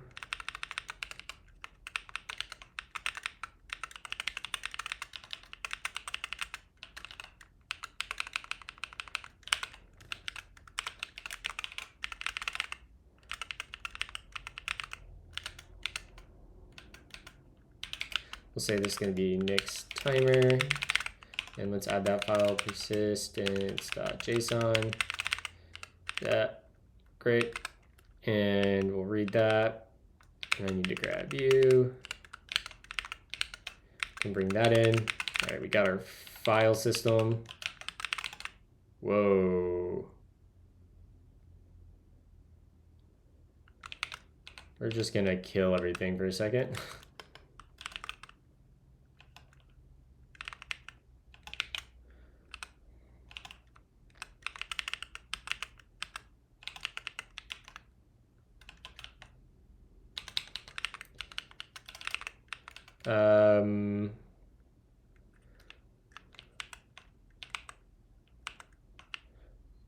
I need you. Yeah, there we go. Okay. All right, so we read from that. We get the JSON. I really should use schema here, but whatever. I'm the only one using this, and I don't feel like doing all that. This is going to return, let's call this next timer state.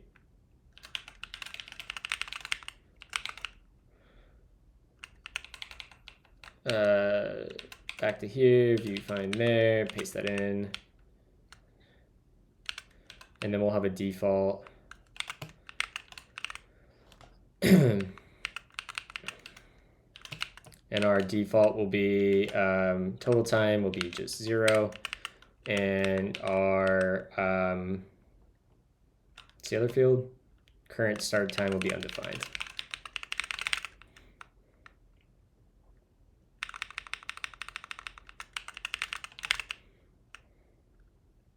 That looks good. I probably should start learning TypeScript, but I'm feeling very drawn to learning Zig before Advent of Code. I would learn Zig. TypeScript, like, I don't know. I feel like TypeScript's, given your experience, especially with Go, TypeScript's type system is so similar to Go that it's just a matter of like some syntactical differences. Especially, like, I would encourage you to write your TypeScript like you write Go, especially when it comes to error handling, like return errors as values rather than try catch and throwing. Because you get, I mean, both type systems are structural, so you can effectively use interfaces the same exact way you do in Go. Yeah. I mean, the Go's type system is better than TypeScript's because TypeScript's is gradual, but both type systems can be unsound, specifically because Go has the empty interface type, which is the same as TypeScript's any. But the worst parts of TypeScript that really bite you is function variants, and there are times where functions are bivariant, and it's never obvious if that's the case, and the type system can lie to you pretty easily in those cases. Yeah, implicit bivariance is like the worst feature of TypeScript by a long shot.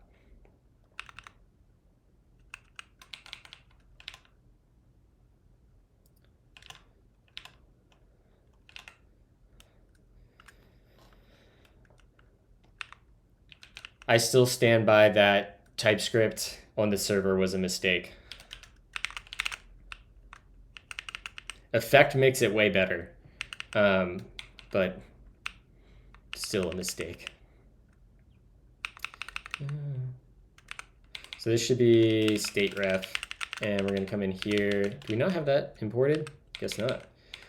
Change in our tag, and that's going to be our next timer state. And this is going to be next timer. I'm just going to say created. And we'll return our state ref here. And this will be a, oops, rename. This will be state ref. Whoops. Synchronize get ref. This will be change to slash next timer.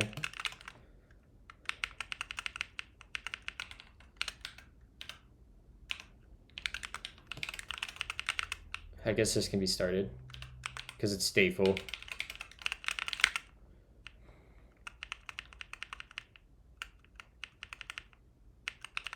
Okay, this actually looks like that should work. I'm gonna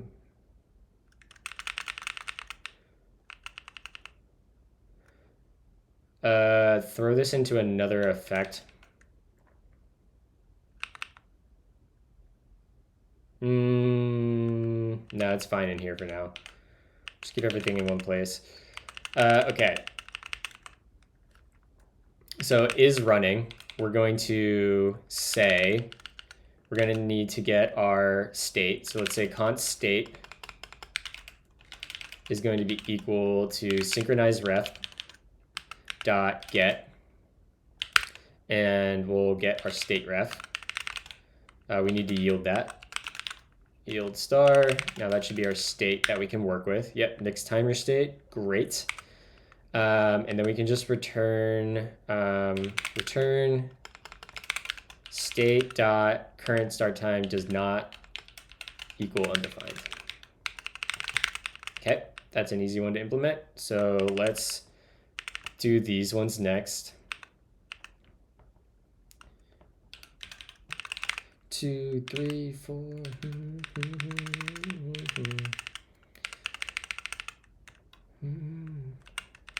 And this will be get total time. And we can come down here, get total time. And this is going to return state dot total time. And then the next one is get current start time. Whoops.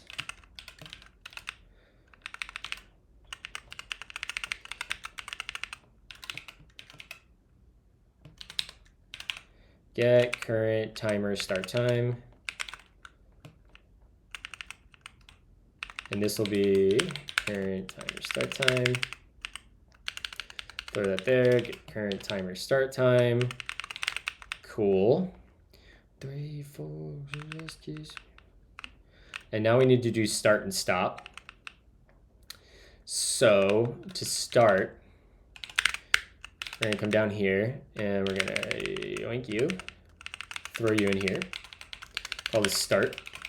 And when we start, we need to check if we're already running. So we can do, we can use our other effects. That's kind of cool. Const is running. All right, we have our state right there. Let's just use that. State dot current time does not equal undefined. And then we'll say if is running, we're gonna return return effect dot fail, and we'll say new what was the name of our error? Timer already running. So let's yank that. Word, go down here.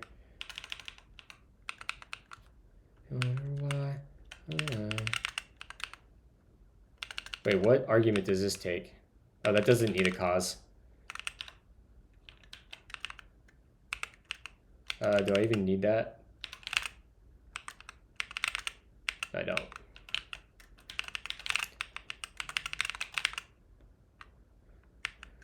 So we can just return a timer is already running error. So what is the type of this right now? Oh, it's a wrapped effect. Gross. So I can just return the error.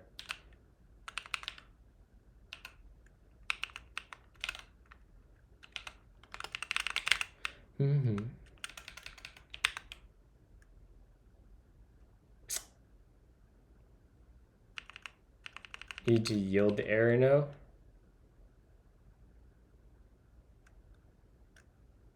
Is that how that works? Do I just go here and yield star? Yeah, there we go. Dude, inlay hints are the bee's knees in effect. Being able to toggle them on and off makes effect even that much better. It's so good. All right, so for running, we're gonna yield our error, and otherwise, we're going to say const now equals date.now.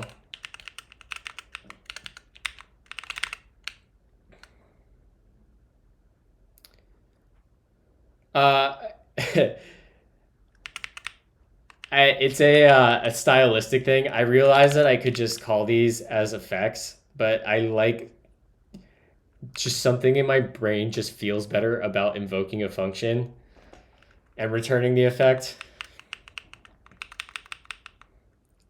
I know it's stupid and there's no reason for it, but it feels better in my head. That's promise sickness. I am suffering. I'm gonna make a Sarah McLachlan in the arms of an angel commercial about promise sickness. Oh, I wonder if I can find this video. Mansfield, Homecoming King, Evan Parker. You'll appreciate this one, Dr. Love Wizard. These should be people you know. Oh, am I not going to be able to find the video? Is it not on YouTube?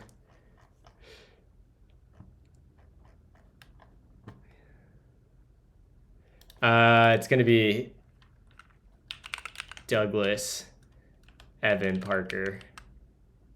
Please be here. Please be here.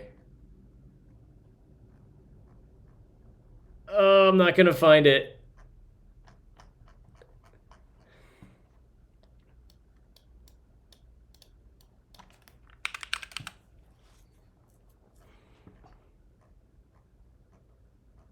God dang it. I'll have to dig this video up at some point. It's definitely on Facebook somewhere. Arms of an Angel, Sarah McLachlan. Excuse you, it's the University of Commonwealth of Pennsylvania now?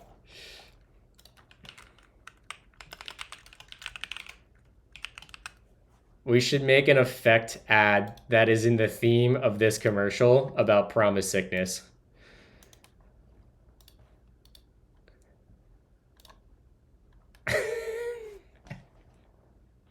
It would be so funny. It would be so funny. Are your TypeScript developers suffering from promise sickness, unhandled errors, and unreliable services? Try EffectTS today. I hate that that just happened.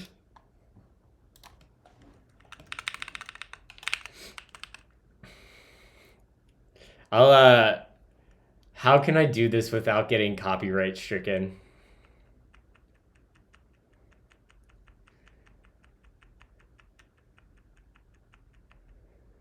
We'll do that. We'll make that same commercial tomorrow morning, and we'll clip it and put it on Twitter.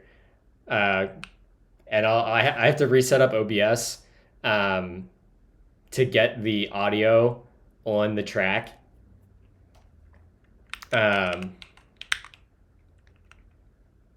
Yeah, we'll do that tomorrow because I'm gonna wrap up here in the next couple minutes.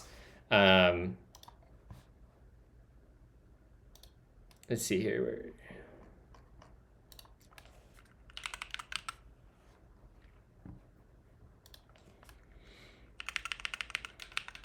Yeah, we'll do that tomorrow, Mike. That'll be really fucking funny. All right, so let's finish implementing this client, and then we'll wrap up and probably raid TJ, or if anyone's doing a camel other than TJ, which is probably not likely. But let's see here. So we have now, and we want to set. So we'll say yield synchronize ref dot set, and we'll pass in our state ref, and then we'll pass in now. Oh, I have to pass in the whole state. Okay. That's okay.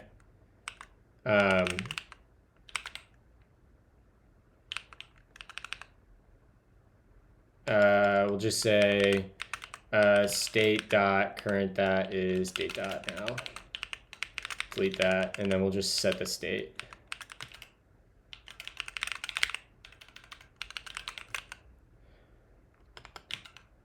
What's the difference between set and update?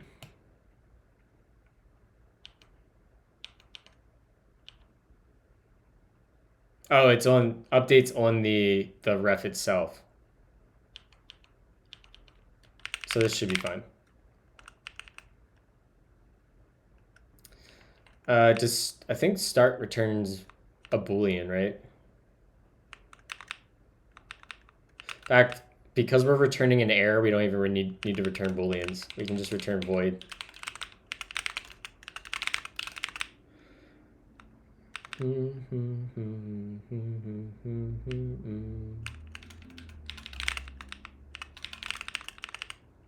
we can put start on there.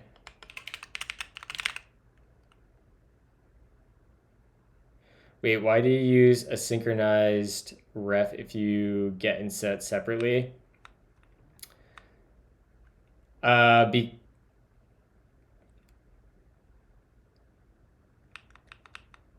So you're saying it would be like synchronized ref.update effect. That gets a ref of A, returns a void ER.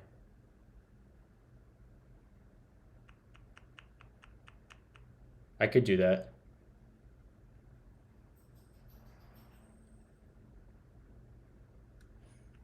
That basically prevents other readers while updating. Okay. Been down in motion.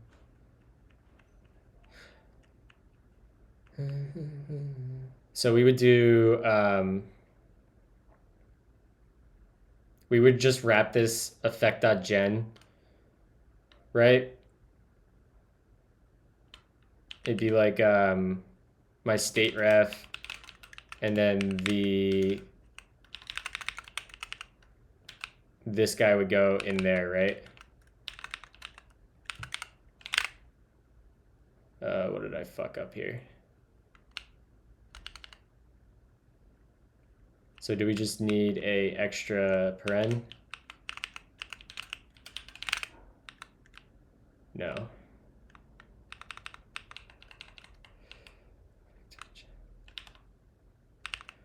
Why is my formatting? What am I missing? Okay, that closes there, that closes there, that closes there.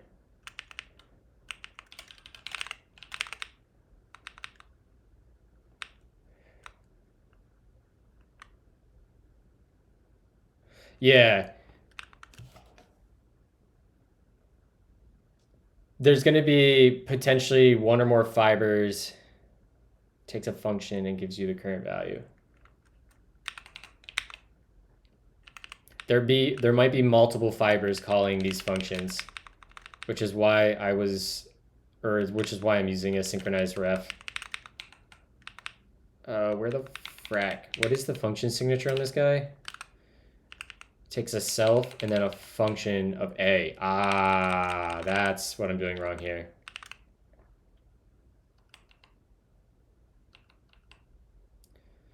So this will be a callback, right? So we can get rid of, hold on. We're going to jump over here and do this.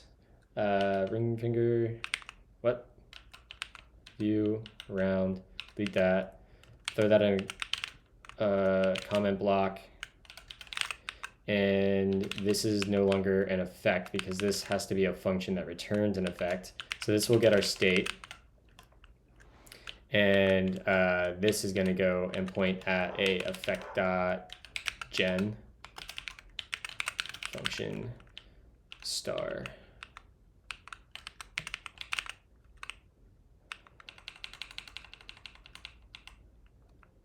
What did I do wrong here? Return state. Why is my formatting so Functions fracked up? describe the world.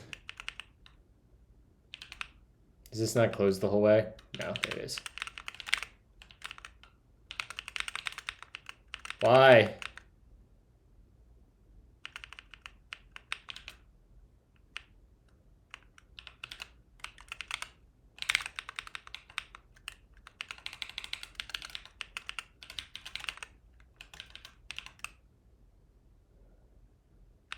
My LSP server confused?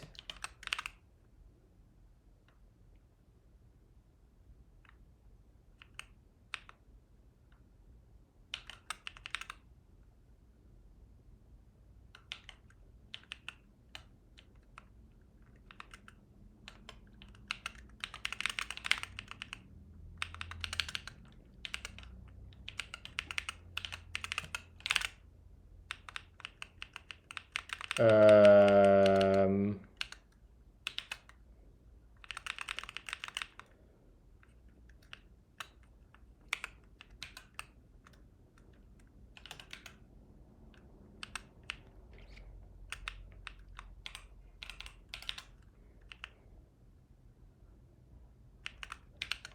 right.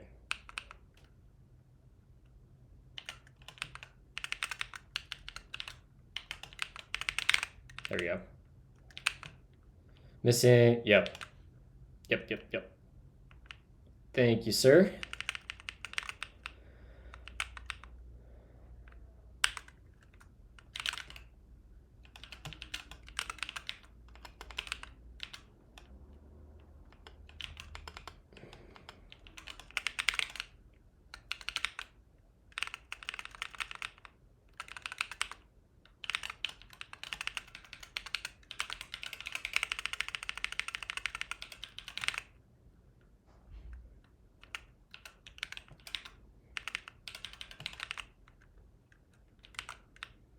Okay, so now we can get that. Oh, we're gonna have to do it this way. We'll come in here and we'll say, in fact, I don't even think I need this effect.gen, right? I can do, we'll change this and we'll make this a function body. And we'll come in here and we'll say if state dot current, well, let's just say const is running. We'll do the same thing. State dot current time start time does not equal undefined. And then we'll change it there. We'll say if is running, and now we can just yield. We can return a effect dot fail, and we can say new next timer. What is the error? Timer already running. Timer already running error. And then otherwise, we can. Is this a mutable reference in here?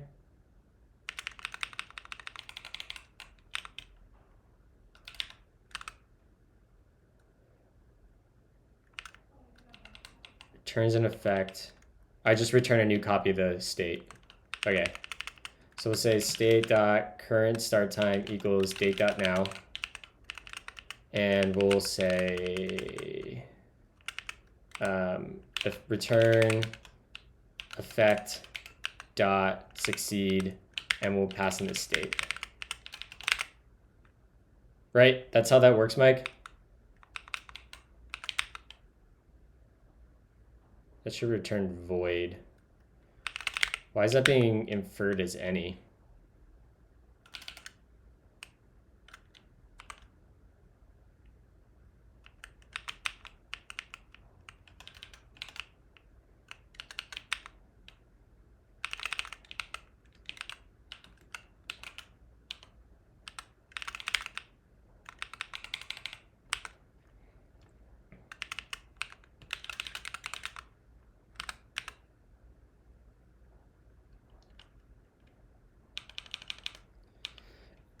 Is current time millis? I'm assuming that's the Unix epoch.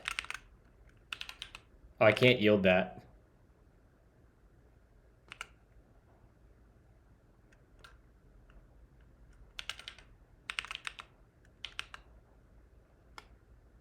Yeah, I see.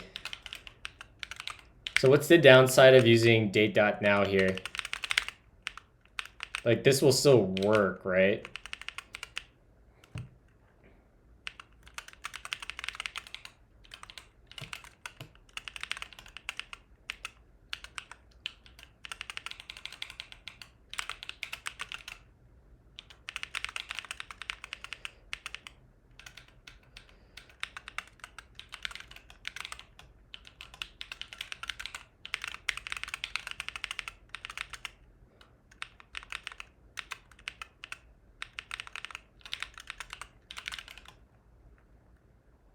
Oh, for like testing and stuff, I assume you use the clock abstraction to manage time during tests.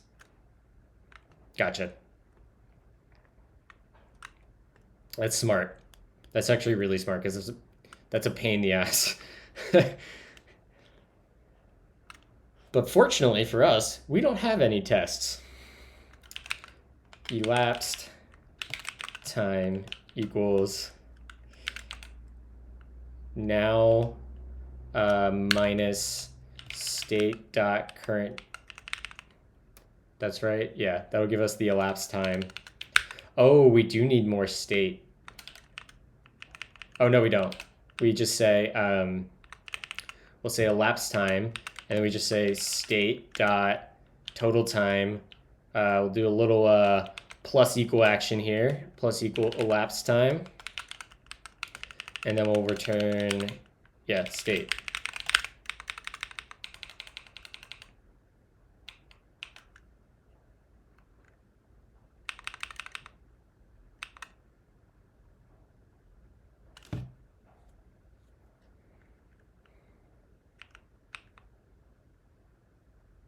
If state does not equal undefined.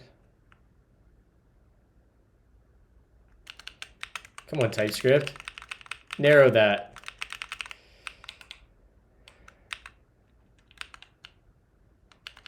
Whatever. We'll say equal. And we'll say if is not running.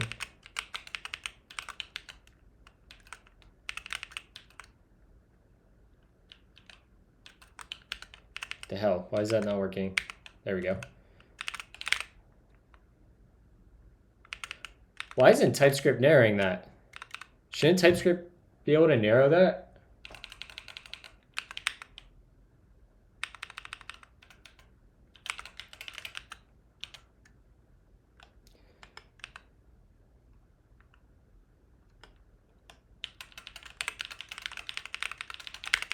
There we go.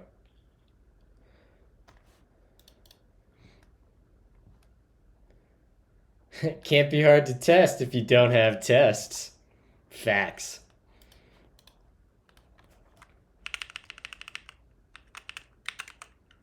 Stop.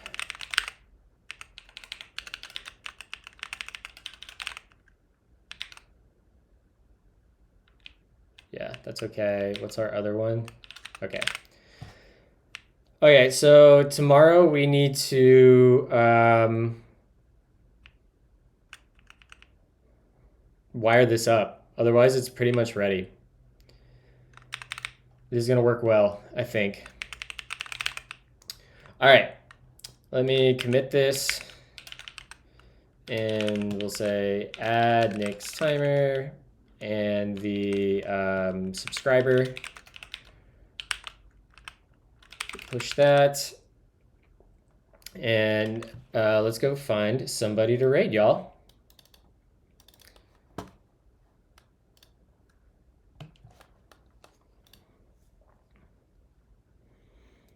Alicia's going. Is TJ doing OCaml? Oh, Trash Puppy's going? We're raiding Trash Puppy.